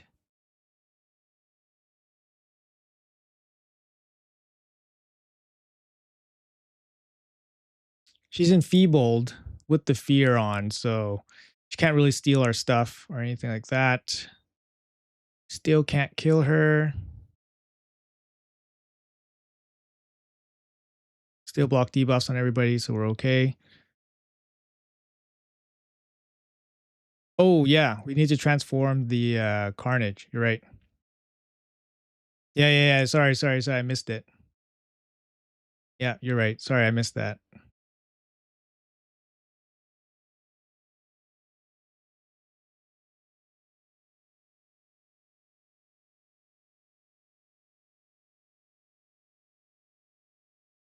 On A2. There you go. Okay, GG. Sorry, I missed that. uh, da, da, da, da, da. Accuracy on Carnage. It's like four. No, sorry, it's like five something. Carnage 540. 540. It's quite a lot because he has the ignore resistance. Yeah, ignore 30% resistance. So it's pretty big. Easy clap. Yeah, easy clap.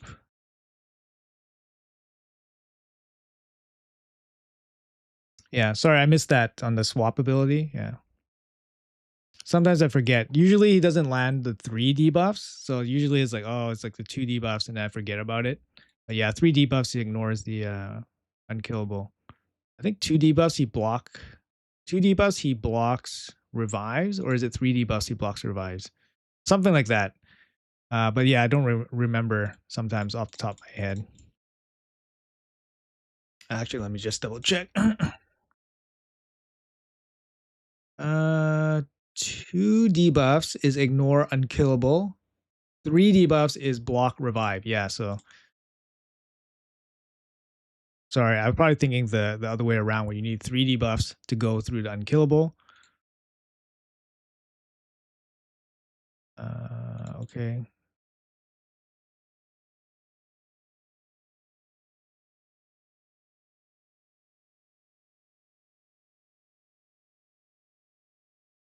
Should I try Brogni?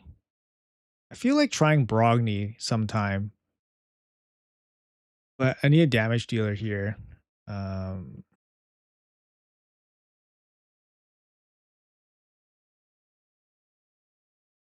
we can test out Maria. Yeah, let's test out Maria. Why not?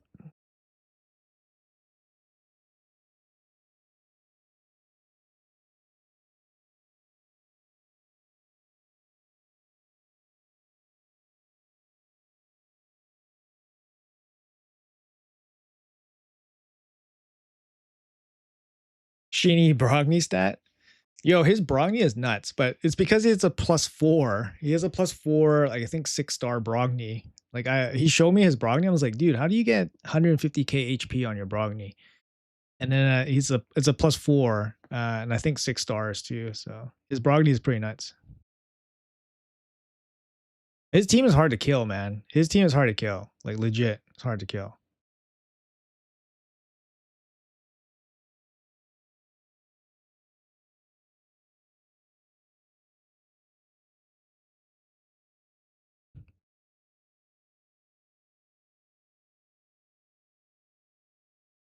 All right, let's see what happens. Maria, I'm not the best in terms of using Maria because I don't play with her that often. So might get a little nasty here.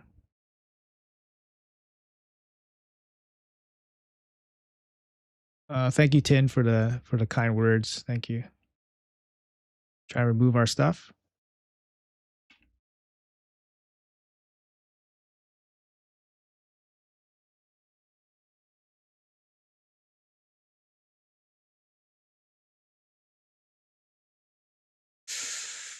It's close. Close one.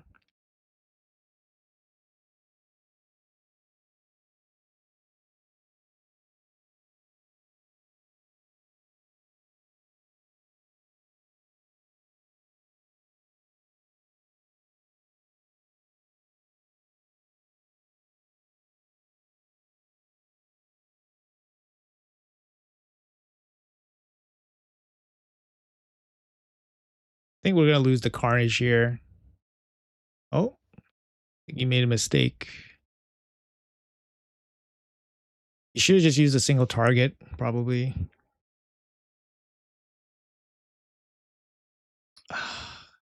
And I guess I made a mistake by using the cleanse. Mm,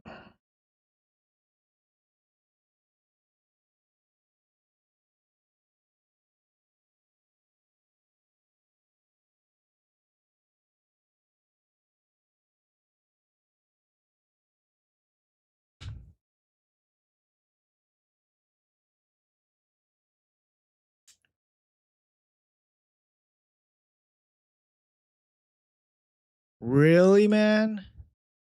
Really? You just took that. You just took that single attack chance. You just took that chance, and it worked out.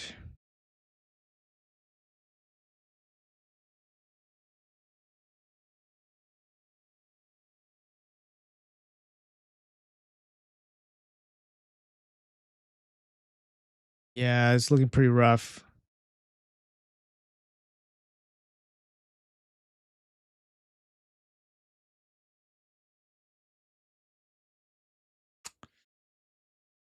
Looking pretty rough. We can't even kill someone with the A2. Nobody's under 50%. Pretty rough right now.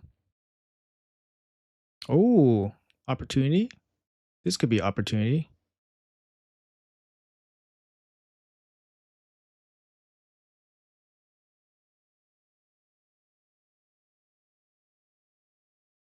We need a turn with Neve, but I think the Predator is going to get a turn here.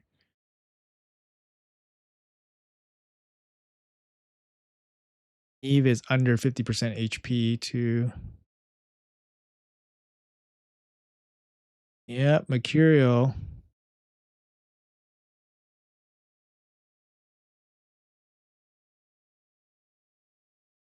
Yeah, Mercurial, Veil. Oh, here comes Marius. Nice. I gotta say, that's pretty huge.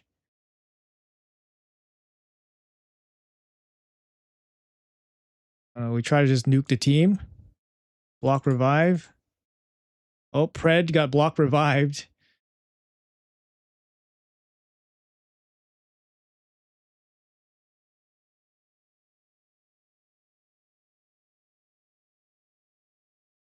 This is a pretty interesting fight here. Got the revive. Heal. We got the heal.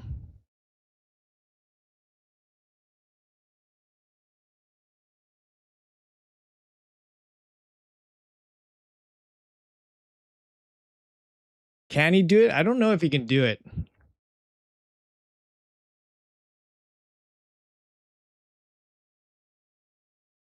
I don't know if he can do it. We need a heal here, though. Ah, this stupid veil. This veil's killing us.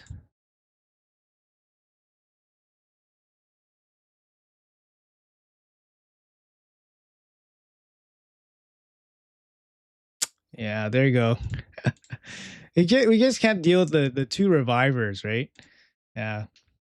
Double revive, yeah. That's tough.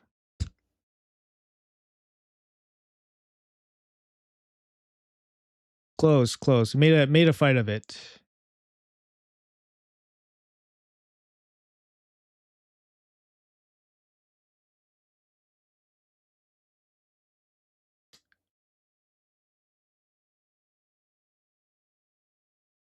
All right, we do have a Discord here. We do have a Discord.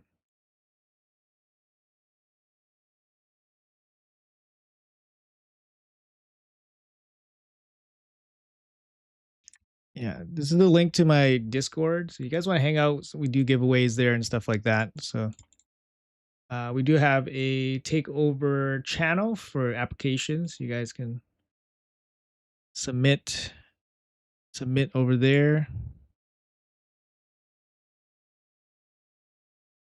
Mm.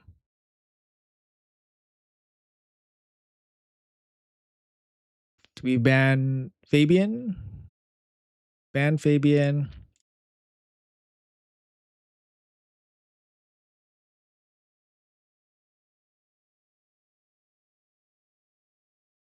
Oh, that sucks.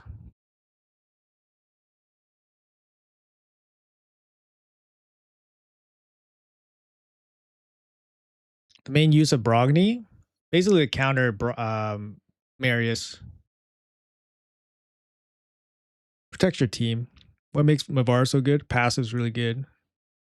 Big heal, speed aura, veil, unkillable. He's really good.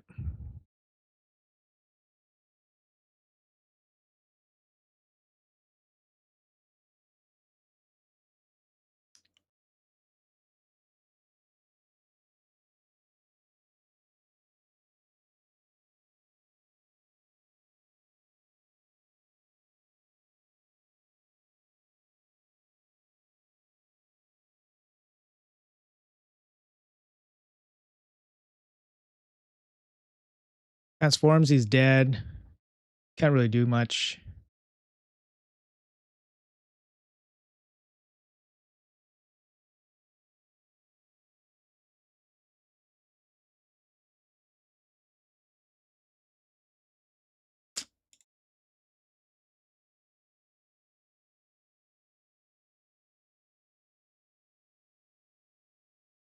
There we go, dead. This Predator couldn't get the job done. Remember last time the Predator just survived and just killed everybody in one hit?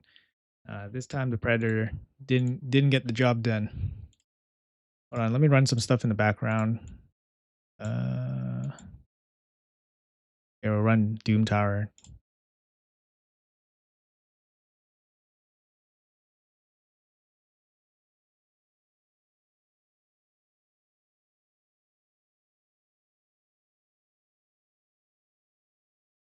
Yeah, Mavar is very, very solid. Very solid. Can you tell me what are the great blessings for 5 and 6-star Empress? Um, I mean, I use Lightning Cage just because my Empress is in Stone Skin, so you just protect him from getting like stripped off and stuff like that. But honestly, I haven't used my Empress that often.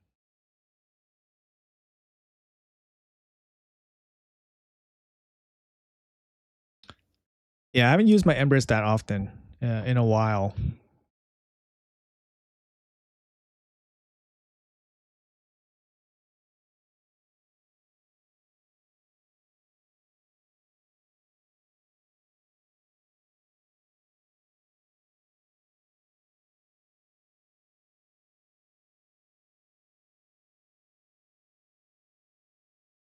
Yeah, I can show you my setup for my clan boss. But it's not really like a speed tune team. I just kind of threw some stuff together. Sometimes it's like half working, but it still works.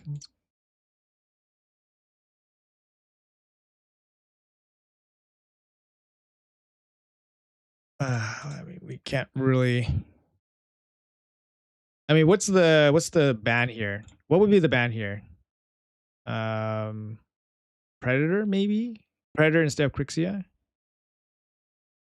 I don't know if we're gonna go first. This guy's at 50,000 points, so he's probably got better speed than my Fabian. Nope. Sorry, bud. Looks like my Fabian outsped your Suzanne. But without Neve here, it's a bit of a problem, right? He's got full Mercurial Marius too, so it's a bit of a drag. Oh, and I think I weak hit against Gizmat, so another drag here. Oh wow, the rest of his team is way faster, and yeah, he evaded the lockout. So gross, man.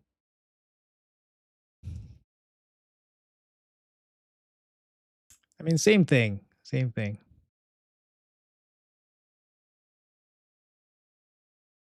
His whole team is faster than my team. So my no, sorry, my Fabian's faster than his Suzanne. We both have the same banner. Carnage is 3 speed aura faster, 3% faster than the Suzanne speed aura. But all his oh, I guess Gizmat gives some Termina, right? Gizmat gives plus speed or something. That means Gizmat was faster than my Donatello. So my Donatello's like 350 something. So his Gizmat's faster than 350. And then the Gizmat has turn meter, right? I think Gizmat has turn meter. I don't remember. I forget sometimes. Ogren. Gizmat. Yeah, he has extra speed. So his increased speed gave him um let his attackers go before mine. And then that caused all sorts of problems. So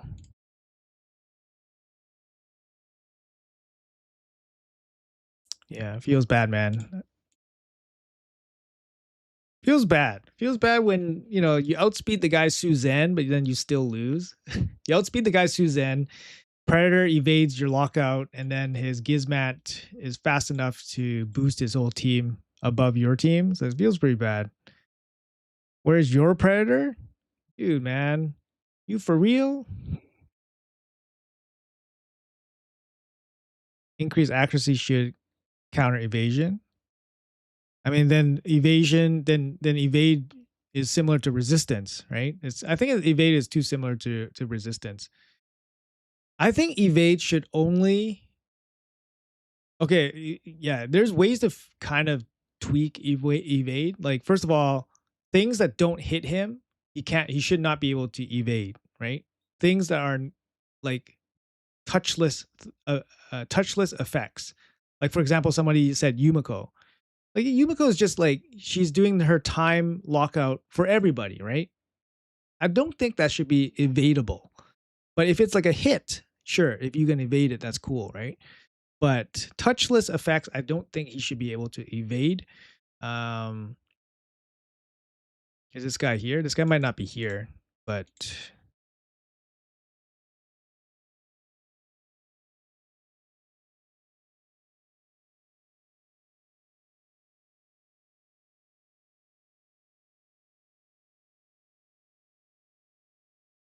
I mean, Predator is good. It's just I wouldn't spend money in this game. It's just you know I came this far, so why start now? That's kind of like my mentality. Came this far, why do I need to start now? So we have to deal with Garo in this fight. I think we'll go with Mavara, I guess. Uh Commodus is also incredibly tough to deal with. Commodus. Um I don't know. Maybe we'll ban Garo. Ooh. 3 damage dealers. He has a pretty slow team unless his Commodus is fast. I don't know. Maybe we'll just ban the we just ban Sifi so he doesn't get block debuffs, and then we might be okay. No increased defense. Yeah, sure. Let's try this. Ah, he banned Carnage. Carnage was the key. Carnage was the key. My collab would be happy to see like Dragon Ball or something, for example. I don't know if I want to see Dragon Ball in Raid, to be honest. What res is my Mavara? Like 500 something, 600? I'm not too sure. I only have a 3-star blessing on her too, so I didn't go for the 5-star, which is like probably regrettable.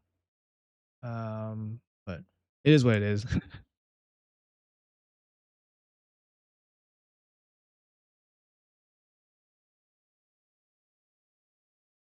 Yeah, I wouldn't. I don't think I want to see Dragon Ball in here. Like they would probably try to make him like Dragon Ball realistic, and then it'll just look terrible afterwards. Like that would be my guess.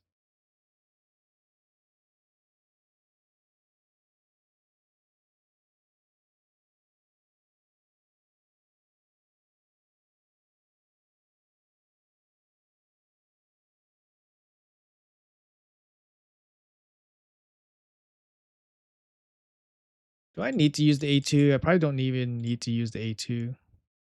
I need to get my turn back from Marius. So if he transforms, Gyro's gonna take a hit again. We have block debuffs up. Not worried about this guy.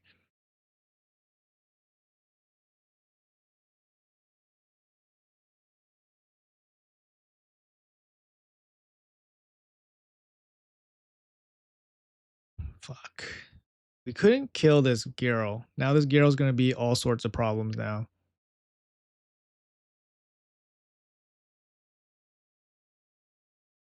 Okay, that was not good.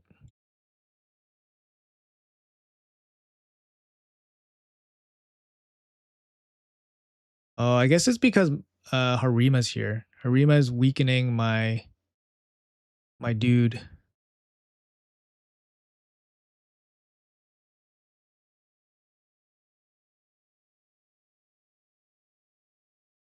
Okay, there we go. I dropped him.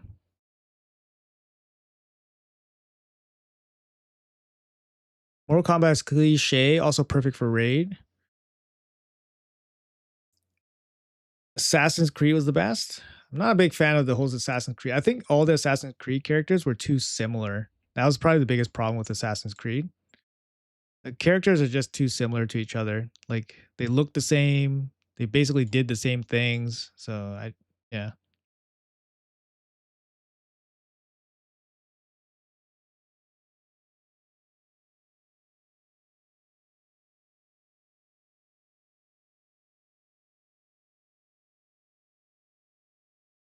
This team seems like an unbreakable wall for this player to go through. Like he literally did like no damage against most of my team here. Yeah, the turtles were interesting. I like the turtle collab. They were strong enough that you cared about them and you wanted them. Um, but it seems like they were not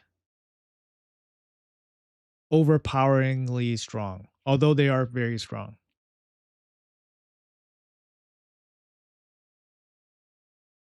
Edward's good. Yes, Edward's good. Yeah. I do have my Edward built to play, but I don't really pick him that often. I find him and Ayasu kind of do the same thing. Do I have to worry about sheep? Yeah, Commodus has sheep.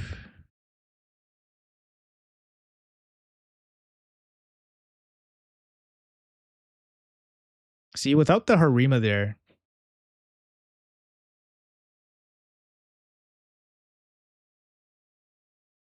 Without the Harima there, it was doing quite a bit of damage.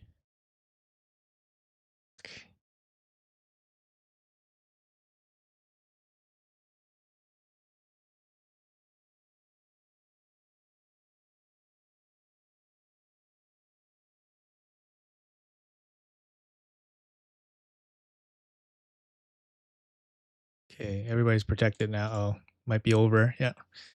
All right.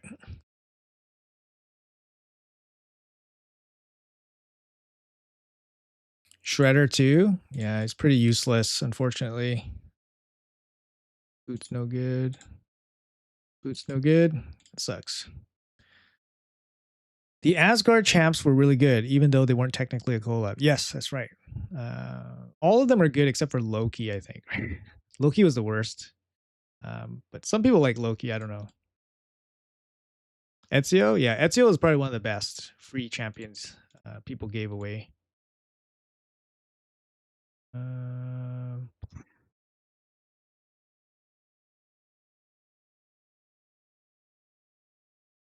just wanted to ask you about Ogren's best epic damage dealer for hard faction wars. I have Siege Hulk. I just don't have enough damage.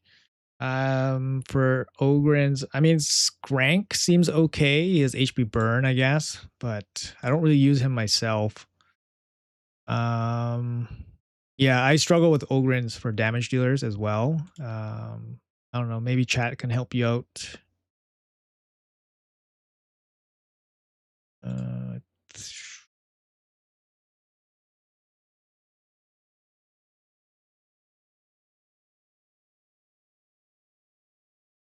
Wish they would bring back Monster Hunter. I mean, they might. They brought back Ninja. They brought back He-Man. You never know. But those big collabs with multiple champions, I think it would be harder to bring back stuff. Good afternoon. Good old Bellorer? Yeah, maybe Bellorer gets the nod, right? This is a similar team as the previous team.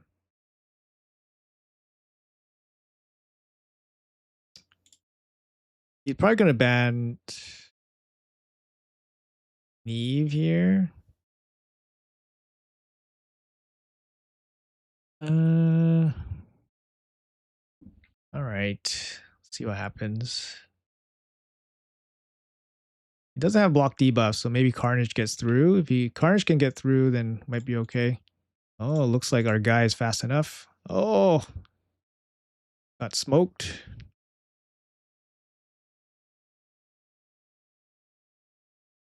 Need Carnage to go. It's an extra turn.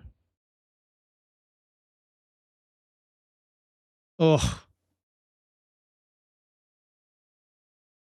another turn. No. Shit, she gets her turn.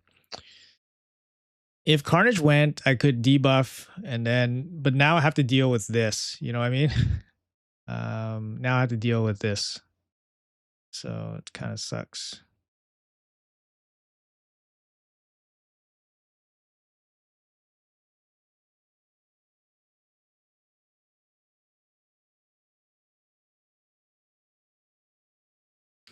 And then now I have to deal with this Geralt. So okay, he's just going straight into it. The counter attack, the unkillable stuff on Geralt is usually the bad thing about him. But he's just gonna go right into the second stage. Then he's a lot easier to deal with. Like, yeah, it's a lot easier to deal with right now. Can we remove this stone skin? That would be amazing. He's gonna revive, but we're gonna get our reset cooldowns back. Heal up everybody. And then just shut him out. Just nuke everybody.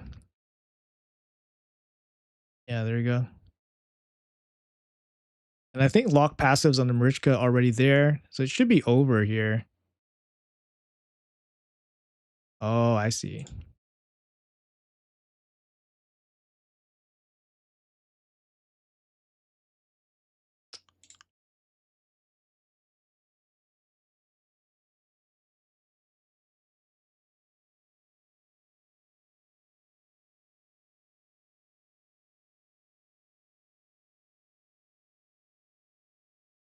Stone skin. Stone skin Mercurial.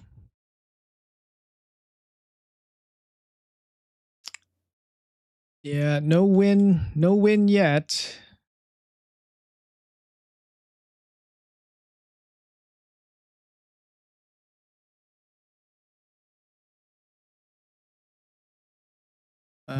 Gerda. Yeah, Gerda is not very good. Should I get Wixwell from Token? Or Packmaster? I have Crocat, currently 3 key. I mean, 3 keying is pretty nasty because you have to wait like 25 minutes, like every day, right?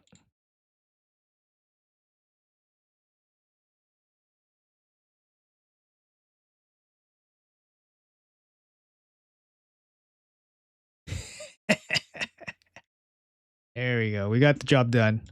Not the best record today. Six. What do we got? 6 wins. Yeah, 6 wins. Um, yeah, 6 wins. But it is what it is. It's all good.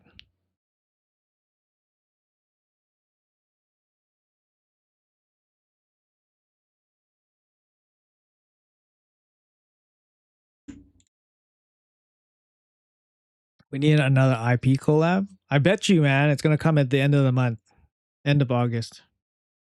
Is there any interesting characters in Alice that yet not released in Raid? Oh, why are people talking about Alice all of a sudden? The CVC 2x points objects change on second day, or are they locked in? Oh, they're locked in. Yeah. Okay, locked in. His team needs insane stats. Paraphrasing someone in chat, but mid accounts only have 25% of the gear needed. Yes, that's correct. So if you're gonna go for Titus, you have to make sure your account is like ready to build a Titus team. It's not like if you just get Titus, you're not gonna instantly get the big damage numbers that you see. Titus is very dependent on what other champions you have. Specifically you need Wixwell, but then you also need pretty good gear, right? So I do a lot of takeovers for people that have just gotten Titus or just got Wixwell and they want to build a Titus team, and then they are surprised when they don't get the results, right? Like for Hydra, it's easier to get good results or better results, but for Chimera is very stat dependent. So you're not going to be doing like Ultra Nightmare Chimera just because you have Titus and Wixwell.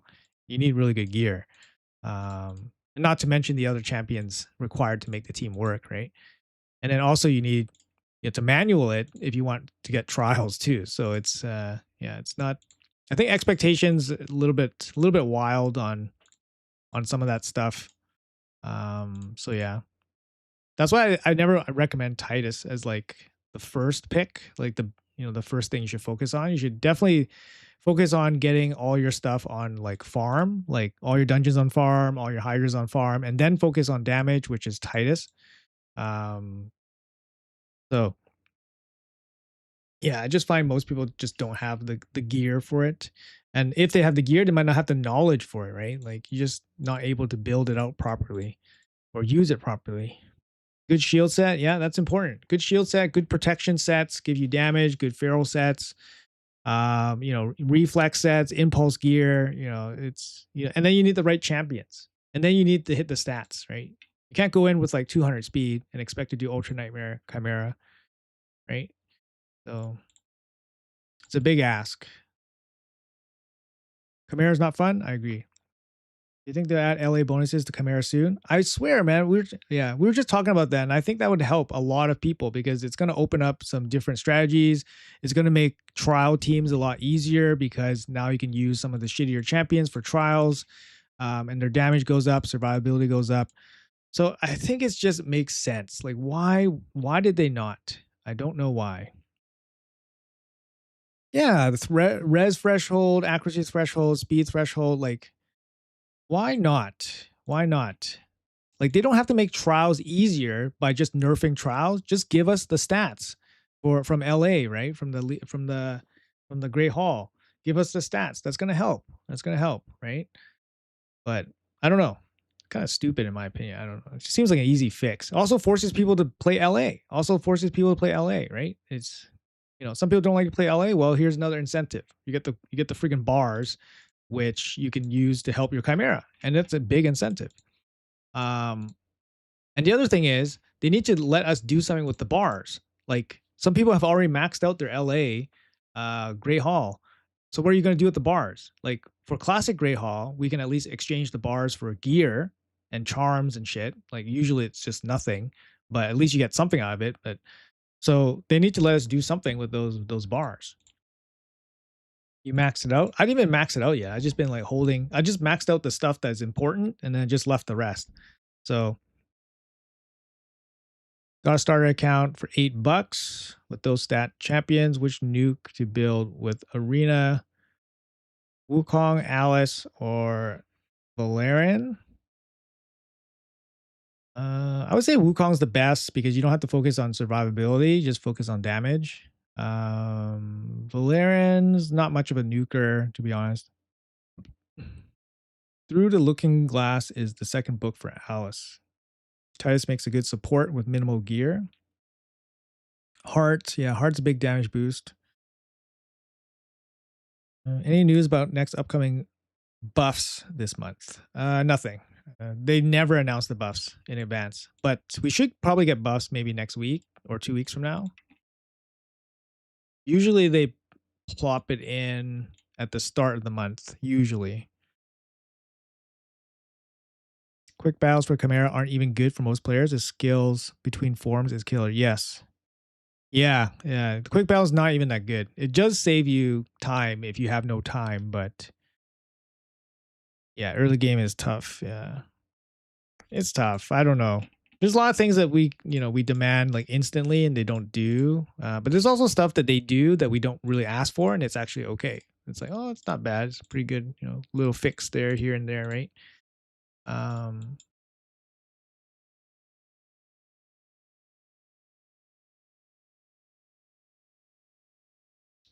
grab this.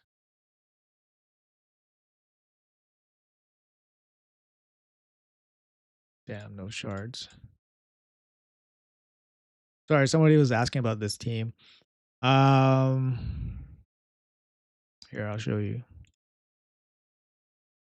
So I just run Mikage. Mikage going. She opens with this, and then she turns it off, and after that, it's just using this. Um, Technically, I don't have to. I don't know if I turn it off. I think for my team, maybe I leave it on because ally attacks just more damage. Hatter, like you can kind of see, like he's in a shield set, but he's not even properly geared. So he's like crit damage target for Hydra for my Titus teams. His gear's all over the place. Here's my Titus. Merciless with Zeal. Kind of a shitty Titus, but it's only a 4-star, so it is what it is. Cat's Gaze, Heaven Cast, usual stuff. Wixwell, 9-piece protection with resistance, accuracy for Chimera, 300 speed. He's the defense target against the Lion. And then I run a Renegade. This is my Renegade. It's in a shield set with whatever gear, doesn't matter. It really doesn't matter what else she has. So she does have War Master. What you technically want is you want an extender to be your fastest champion. So you want the extender to be the fastest champion, so you always have your buffs not falling off anybody. The problem with Mikage here is that she has the opportunity to take extra turns, which causes her to fall off buffs, which is not ideal for clan boss, right? But this is a build I use for Chimera and Hydra, and I don't switch out the gear for clan boss because I'm going to max it out anyways. And if I don't max it out, it's still more than enough to do one key. I put the Renegade in here just because of the rare quest. I literally don't have to think about this team. I just click and go, and I collect the quest. She's here for the reset. The reset's good to get more A2s out of your Wixwell to grow your shield. And then this one also has an extender. So Mad Hatter's good, has an extender, has the weaken, which is helpful for the damage. That's about it. So that's your standard Wixwell team. It's not hard to build. You just need the pieces in place.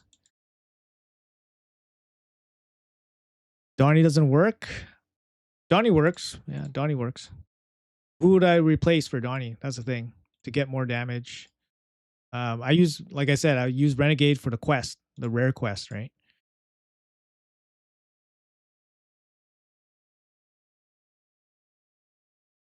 What do you think about increasing normal arena token rewards per win, mainly to help new players? If I'm not mistaken, it takes between 2 and 3 years to get to level 10. It's true. Yeah. If you play full time, it takes you a little bit over 2 years to get the Great Hall stuff, to get it done. Obviously, it's going to take longer if you don't play full time. Like full time meaning like, basically achieving all the gold bars every day almost. Um, I'm okay with it. I mean, why not? At this point, the Great Hall is super old content. Why not speed it along, right? Give people extra bars. That's no big deal. Um, yeah, I mean, that makes sense. That totally makes sense. That does make sense, actually. Because people have to farm Classic Arena anyways just to get Magi Steel, right? Without Magi Steel, you can't craft. And everybody needs crafts. If you don't craft, you're like leaving so much on the table, right? You're leaving silver, you're leaving gear. Speaking of crafts, we should probably start crafting some stuff. All right, let's hit the crafts. So we got 7,000 material here. Um, Personally speaking, I get like between 4 and 5,000 Magi Steel per month. So I had a bit left over from last personal reward CVC. So basically, what I do is like we get personal reward CVC once per month. I only do my crafting once per month. I farm up Magi Steel, every month. And I get between 4 and 5,000 Magi Steel. Like I'm pretty consistent in terms of playing arena. Like today is what, Tuesday, and I already did 70 battles. Like that's a lot, right? So it's Tuesday. Reset happened 1 day ago, and I'm already at 70 battles. So I do a lot of classic arena. My Great Hall is full. Still do it. I still do it just because I need the steel, this Magi Steel, right? It's really important. Um, yeah. Anyways, let's do crafting here. What are we crafting? Lethal's all done. I mean, we don't really have anything significant to craft. At this point, we're just kind of crafting for points, for silver. And this is a lot of where my silver comes from too, right? So we could craft some deflection gear, swift carrier gear, maybe deflection. I don't know. I don't have a deflection champion because I don't have great deflection gear, and I don't have accessories because I don't farm Platinum Arena. For more casual players, it takes 5 years. Yeah. What are your thoughts on Helguk of the Hollow Sights? He's not a bad champion. I thought he was worse when I first read him, but after reading him again, I thought he was not bad. I thought he's not bad. Usable. Usable. What's up, Don? What do you recommend for Wixwell, assuming you can get the gear requirements Relentless or Reflect? You definitely don't want Relentless because Relentless is going to give him extra turns, which is going to cycle through his buffs too quickly, and then your shields are going to fall off, and then your team falls apart. You definitely do not want him dying on your teams. You want Reflex, Merciless, Impulse, if not, full protection. Yeah, that's it.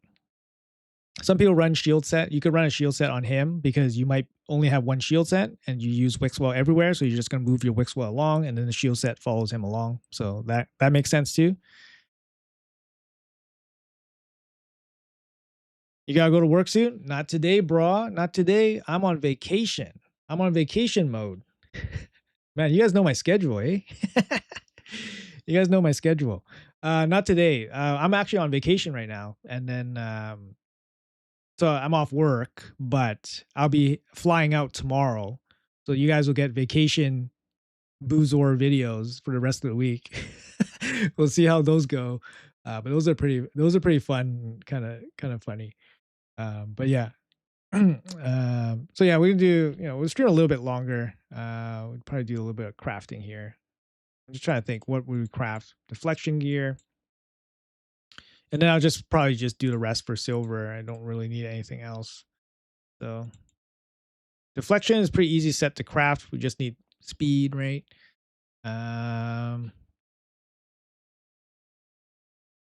Yeah, let's go. 1,000 points. We're gonna keep every single piece and process them slowly, so there's no reason to just blitz through stuff. Ooh, this is a big one. 2,300. Let's go. 6-star pieces, please. 1 6-star, 1 6-star. Okay. We'll craft until our speed glyphs are gone, I guess. Ooh. Like it'll be easy for me to get upgrades from deflection because I don't have a lot. So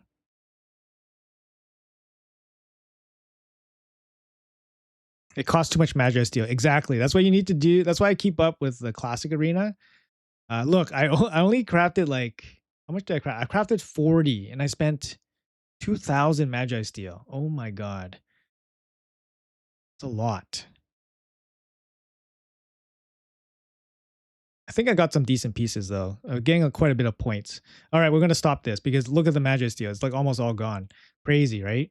Anyways, let's burn through some of this material here. Just gonna quick craft this.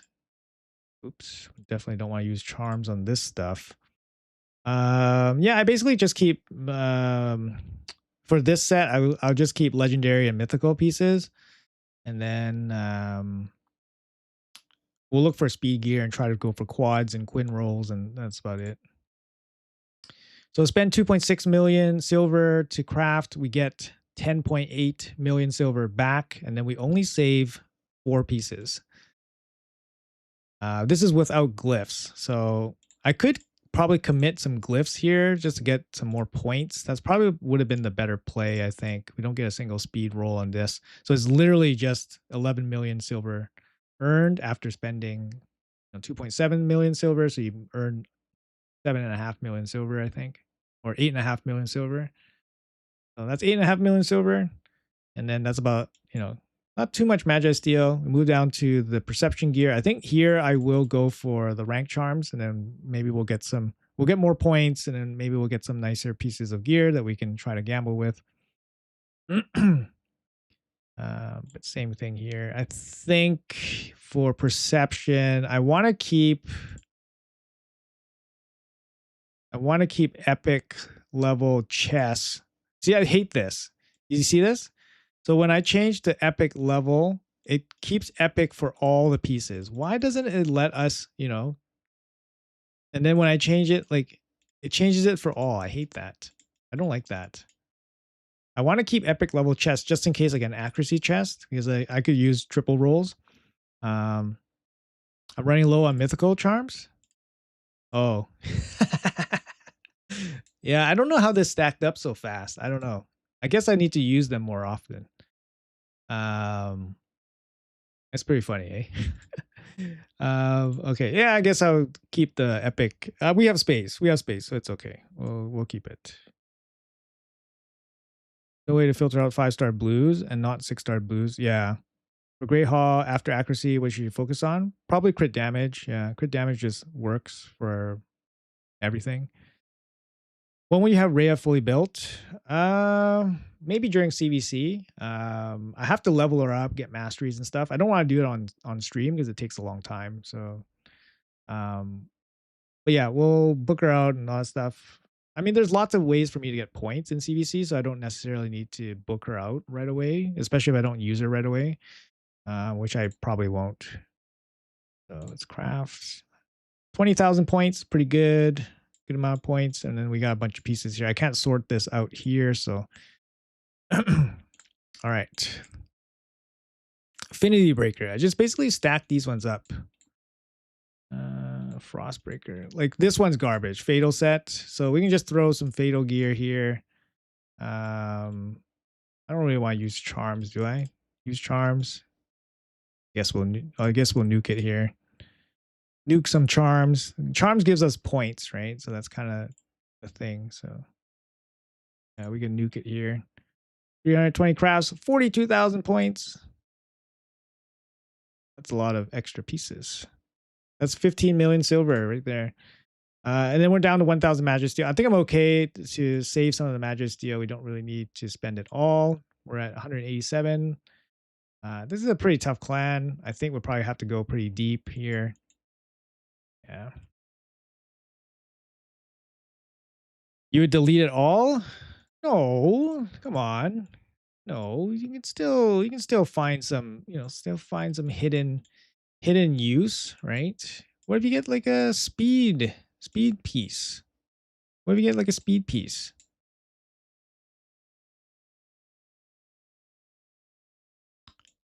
What if you get like a speed piece, man? I'm not wasting ores on this, that's for sure.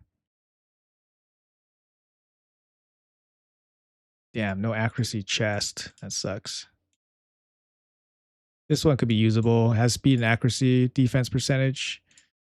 So that's the other thing. I don't use ores on this anymore. So it has to have good stats right away.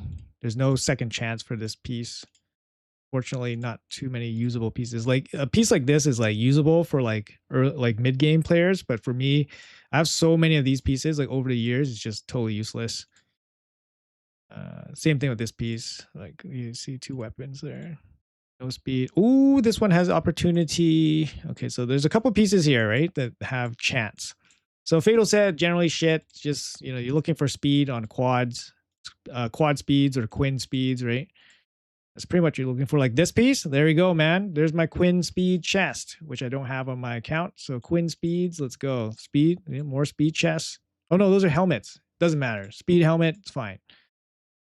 This one. Yeah, anything with speed. We can take the shot. This one. This one. But I'm not wasting any ores on these guys, so they have to have the stat right away.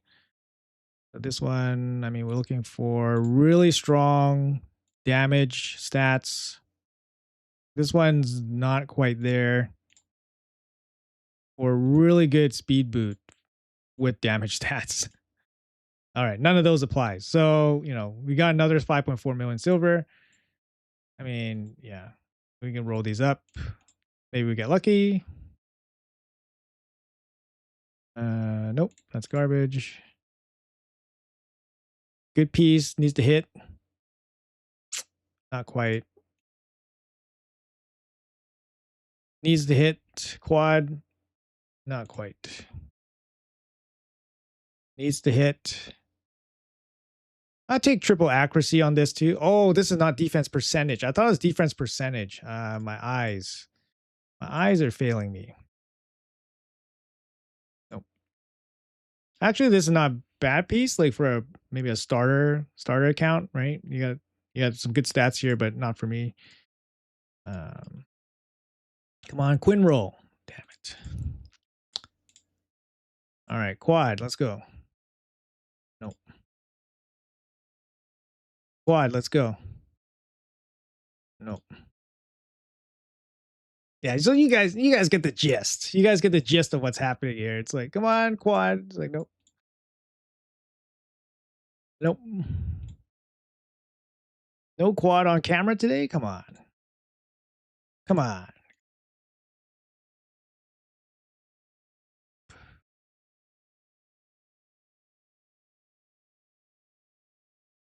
Nope. Doesn't even hit. Doesn't even hit at all.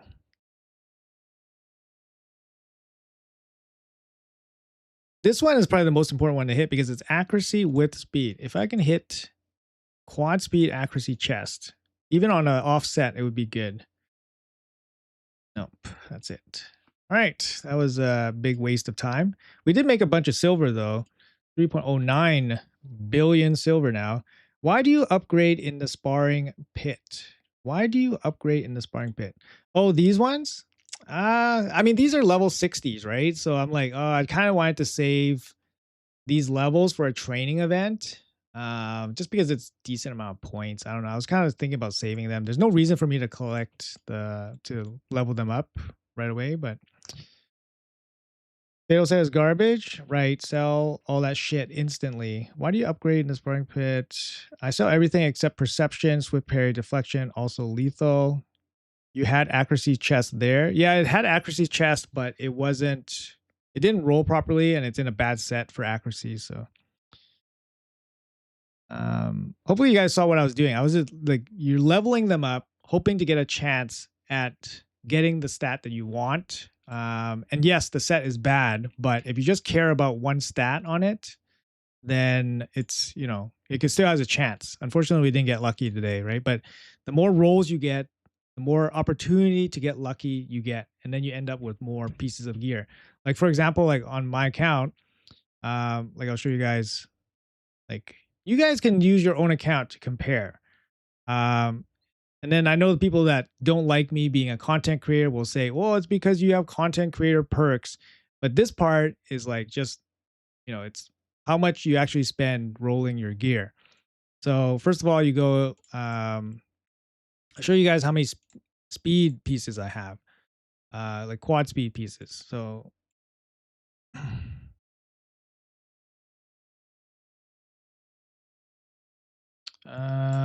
so is that it? Quad speed. Yeah, so these are the quad speed pieces I have on my account. And these are not just quads, these are quad speed pieces.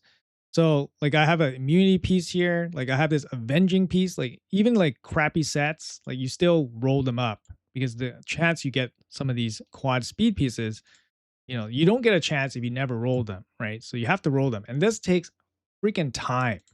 Rolling takes time. A lot of people don't even bother rolling up their gear normally, let alone rolling up all pieces of gear, right? So you get all these quad speed pieces, and look, all of them are getting relatively used, right? They're getting used in some way on champions. Speed is always very important, right? Even if you're running off pieces, like look at this piece, this lifesteal piece. This is freaking godly all lifesteal piece. um, but yeah, right? Like some of these pieces, like this is all quad speed. You have 5 quad speed pieces? Yeah. So I've been playing for, 6 years, right? Um, and like if you look at like the real Kraken players, like they have tons of quad speed pieces, tons in proper sets. Like I have random bullshit sets here, right? But they have it in proper sets because they have opportunities, right? They roll up, they get more opportunities at the legendary pieces. They roll them up, they order them up, so they get more opportunities to get the quads.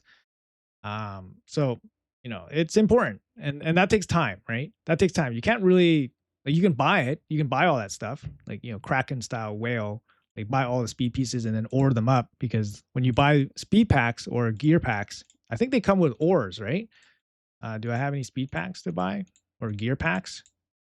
I'm free to play, so all my deals suck. First of all, no, they don't suck. They're actually good, but they're like low spend, right? They're very low spend. So they don't sell you the gear packs because usually as a low spend or no spend player, you don't get the expensive packs, right? So, anyways, it's kind of funny, but yeah. What's up, Egyptian? How's it going? 6 years and 23 pieces. Yeah, yeah. When you put it that way, it's bad.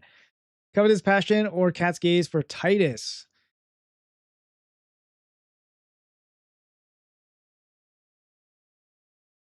Cat's Gaze, I think, does more damage, but Covetous Passion does give you a buff. Because Cat's Gaze gives you more crit damage and it gives you more ignore defense, but Covetous Passion gives you a buff. I don't know. It really depends. But I think it's probably going to be Cat's Gaze. Ignore Reddit trolls. Hey, man, I'm a Reddit troll too. I'm part of them. If you search quad, mythical roll doesn't count. Kind of hate it. Yeah, that's true. Oh, really? It doesn't count. There's no Quinn roll. I know. Yeah. I've been learning Titus team for Chimera. Don't have Owella. Would be a good alternative. Currently running Lamasu, Mikage, Lydia. The only champion that directly replaces Owella right now is Fighty from Lizardman. He has a reset. He's a really crazy upgrade. He has decreased speed and a reset and plus resistance. Um, a champion that kind of replaces Owella is Androck, plus resistance, a bunch of other buffs, but he doesn't bring decreased speed. So if you're running Lamasu, then without the decreased speed kind of makes sense. I'll show you my Chimera team. This is like my free to play Chimera team, which I think is super accessible. Actually, a lot of people run this team. So this is my Chimera team, free to play, right? As free to play as it could be. You have 3 fusions and 2 free champions, and you can put up some sick numbers. You can get some good trials on this. 13 trials. It's a manual team for me. I know some people said they kind of have it on auto. Like I can kind of have it on auto, but I still need to manual like the RAM form, of course, right? Um, and it's pretty consistent, so it's not so bad for RNG that it kind of pisses me off. Sometimes I can get it on the first try, and then sometimes it takes me like a couple tries, but it's still not too bad. Um, what about Mavara for Owella? That's okay, but you still lose the decreased speed. Owella brings decreased speed, which is really nice. Pharaoh can replace Owella minus the extension. Yeah, yeah, yeah. That works too. Owella also brings Termir Boost, right? So she brings Termir Boost, which is really, really good in Chimera. Because in Chimera, you just hammer the Chimera with as many turns as you can, right? So the Termir Boost is very, very nice. I don't have Owella, but I have near the same team as you, Fidey and Donnie for Lydia. Yeah, Fidey's the straight replacement for Owella. I would probably remove Donatello for somebody else though. Razin Donnie instead of Lady Mikage Lydia. Oh, Razin, interesting. Lydia is like near irreplaceable, like in this. I don't know. Lydia, I find is very hard to replace. She brings the fears, block actives, decrease defense, and weaken for some of the trials. Really, really important. I can't replace her at least. I don't know.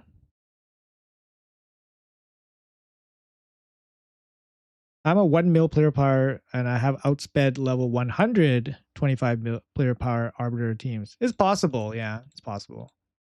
Yeah. Player power is not a good indicator of stuff. Like my account, I have 45 million player power, but honestly, I've been kind of like trying to pump this up like purposely. I've been trying to pump this up purposely. So my account is like, you know how you get a high player power, right? High player power comes from basically having built out champions. Um, but if you have more mythicals, each mythical champion is basically like equivalent to like two champions.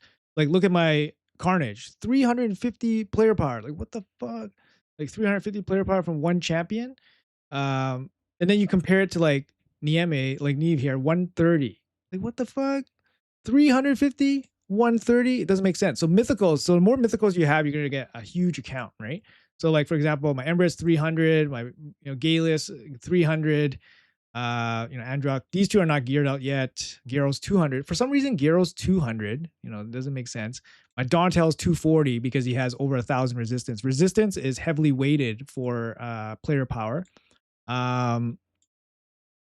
Like my Marius is only 143. It's not high. And then like speed boosters are even worse. Like Fabian's 120. Like, you know what I mean? Like, or like Sifi 126. She's 6-star too, right? So but player power, I basically just been like putting gear on whatever champion. So for example, like I don't even use like champions like this guy, like Masamoto, but I just put gear on him.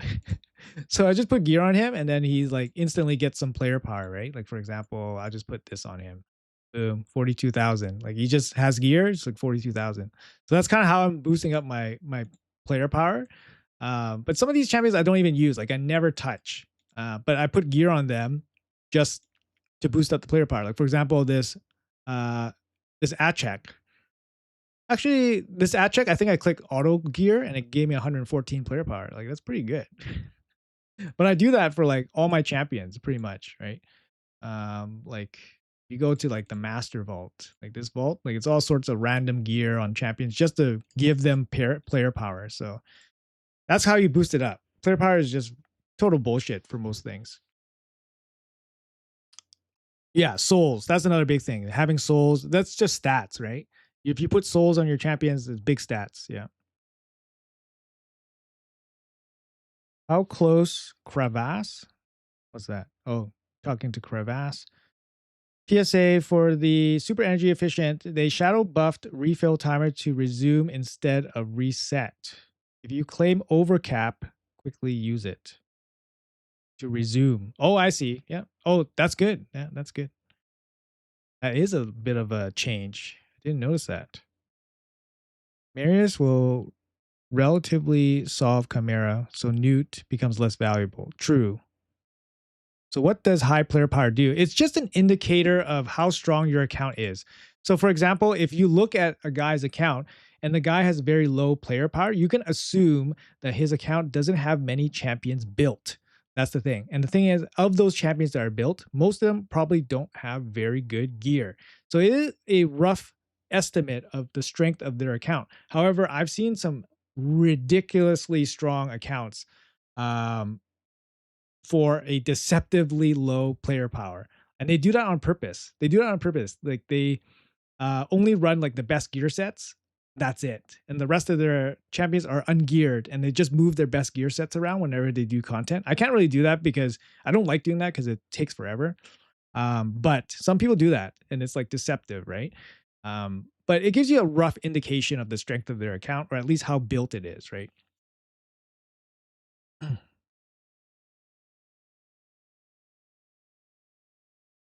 Yeah, you can take a look at their player power to see how dangerous it is. That's right. Keep in mind that mythicals are just naturally higher player power because it's two champions in one. Yeah, super high player power equals Kraken. You can't have a Kraken account unless you have lots of built champions with gear on them, right? Of course. Thoughts on Osgron the Defiler? I have Osgron. He's a good champ. I don't necessarily use him like ever outside of like Faction Wars. Even Faction Wars, I don't really use him, but he's a decent champion. Yeah, I just don't have a good blessing on him. I don't really use him in live arena that often. Not enough stats. He needs accuracy. He needs good speed.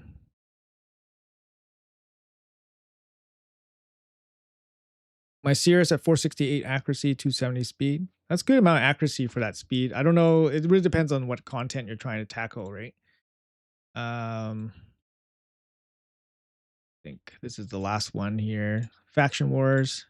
Do I have gear? I do. I do. I do. Sure, let's do this manual so we can actually finish this off here. Can you show your Lazarius build? Do I have a Lazarius? Damn, somebody snuck that in there, eh?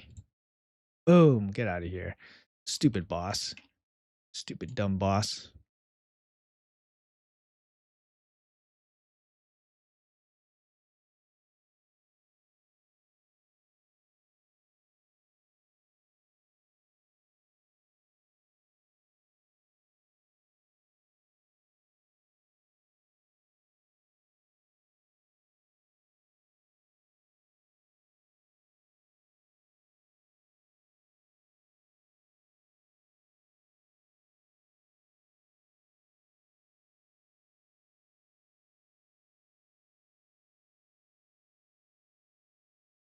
I feel like maybe just keeping it in base form is probably okay. This boss I feel is like slightly overtuned, man. He has health swap. He swapped your buffs. He removes your buffs. He CCs you. I don't know. It feels slightly overtuned.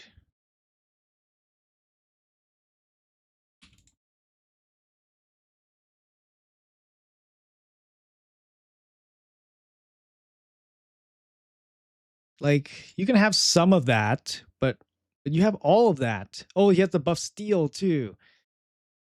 What the heck, man? We're not going to be able to kill him, so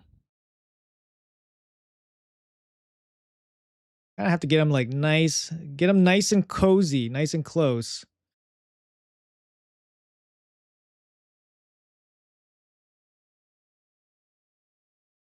Maybe we get an extra turn here. Nope. Here's the health swap. All right.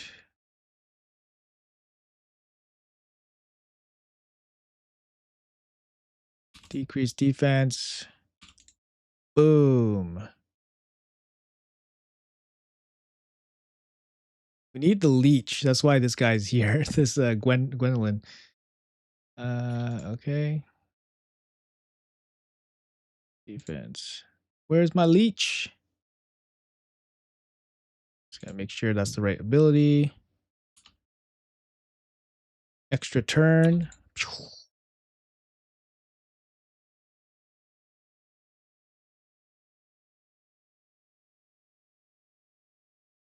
All right. I think we got it. There you go. It's not worth it, man. A bunch of 5-star glyphs. Like you're doing level 21, you get a bunch of 5-star glyphs, and look at this crap material.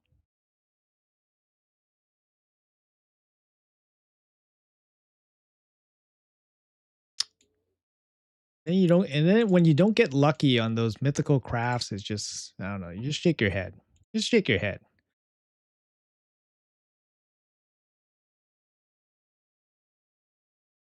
Telena 345 speed, 450 accuracy. Nice. Yeah.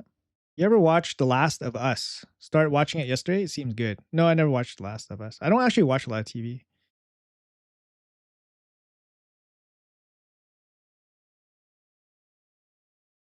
Delana 391 speed, 700 accuracy, and I don't pick her much. Really? I think if I lost Fabian in a draft, Delana would get picked. Maybe a little bit. She's good. I like her, but I don't like her slow. So 399 would be 390 might be too slow. And if I had to pick her up against a fast team, then maybe not. I'm actually not too sure how I want to build her out. Maybe somewhere like 600 accuracy, 400 speed, but maybe stone skin, maybe mercurial, something like that. Should I build Lazarus 9-piece mercurial or as fast as possible on other gears? Because I don't have mercurial gear with high speed. Okay, if you don't have high speed mercurial, then you probably shouldn't use it. So at that point, you have to decide whether you want to use him as like more support, more damage. He kind of needs every single stat to be great. If you don't have great gear, you probably just want to build him as a generic damage dealer. Probably Stone Skin with a Savage set or Stone Skin with Instinct, Stone Skin with Lethal. If he's slow, so use Stone Skin. If he's fast, then you have more, then you kind of just use whatever gear is your fastest gear. Formats towards a rare relic. I avoid faction wars for months. I have 450 stars 15 days ago. Now I got 680. 21, try to create auto team. It's hard. Took me 5 hours to set up one team, and I don't have. I mean, yeah, it's hard, but it's long term stuff, right? So long term content. Some of the faction wars are very hard if you don't have champ. 100%, yeah. 575 speed, 900 accuracy would be nice. Can you show your Owella build and mastery? Will you put lens on Rhea? I can barely do 320 speed. I don't know. I put lens on my Marius. It works really well. And look at this. These are some sick gems I have on him. Really nice gems. Multi-hit, extra ignore defense. 8% chance to gain an extra turn when you kill an enemy. This gem is amazing. This what gem is it called? Why can I not see the name of the gem when why can I not see the name of the gem? Anyways, I like the lens on Marius. It also protects him from getting crowd controlled, especially with the Mercurial set that I have on him. I don't know if I would put it on Rhea, to be honest. I don't know. I'll have to think about it. I don't have a lot of relics. That's a problem. This is my Owella. She's in a shield set with the impulse set. Obviously, this is very strong. These are very strong stats, very strong set. 500 resistance, 400 accuracy. This is more than enough for Chimera, 306 speed. High HP, so the shield is big. So that, you get a big grow, big Wixwell grow, big Titus damage right away. Hand of Creation, basically for stats, also protects some of her buffs from getting stripped off. Turn meter boost, gems, turn meter boost gems, and then extra resistance from getting her stuff stripped off by the Chimera. Brimstone, not really needed, but extra Brimstone for Chimera Trials. Masteries, we did go War Master just for extra damage, again for Trials. If you're struggling for resistance, then you go down to resistance. Struggling for accuracy, go down to accuracy. But yeah, this is a really strong Owella build. 1 star also, 1 star build. So you got Stormcrawler on your Marius. Congratulations, bud. I know, I'm just kidding. I know you work hard for it, like the mats and stuff. I don't work very hard for my Chimera mats. So, I can't expect to get lucky on the Stormcaller. But yeah, I don't know. Hopefully one day I get it because it's so powerful, right? Do you have Sigfriend? No, I don't have Sigfriend. You pulled a lens? Damn, congrats. When you get Stormcrawler on next Relic Craft, put lens on the cat. Trust me. I'll try, man. I'll try. When I get Stormcrawler, that'd be amazing. Yeah. If I get Stormcrawler. I don't know if I ever will. But all right, guys. I think that's going to be it for this video, for this stream. Sorry.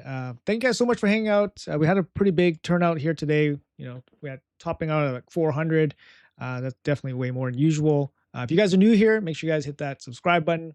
Would really, really help you out, or help me out. And of course, would help you out to catch my content, of course. We do stream every CVC, so every 2 weeks. Just try to make it a regular thing. So if you guys just like the streams, you guys can pop on by every 2 weeks and all that stuff. And I enjoy it. I enjoy hanging out with you guys. So yeah, it's good. I got Stormcaller second relic. F you. I'm just kidding.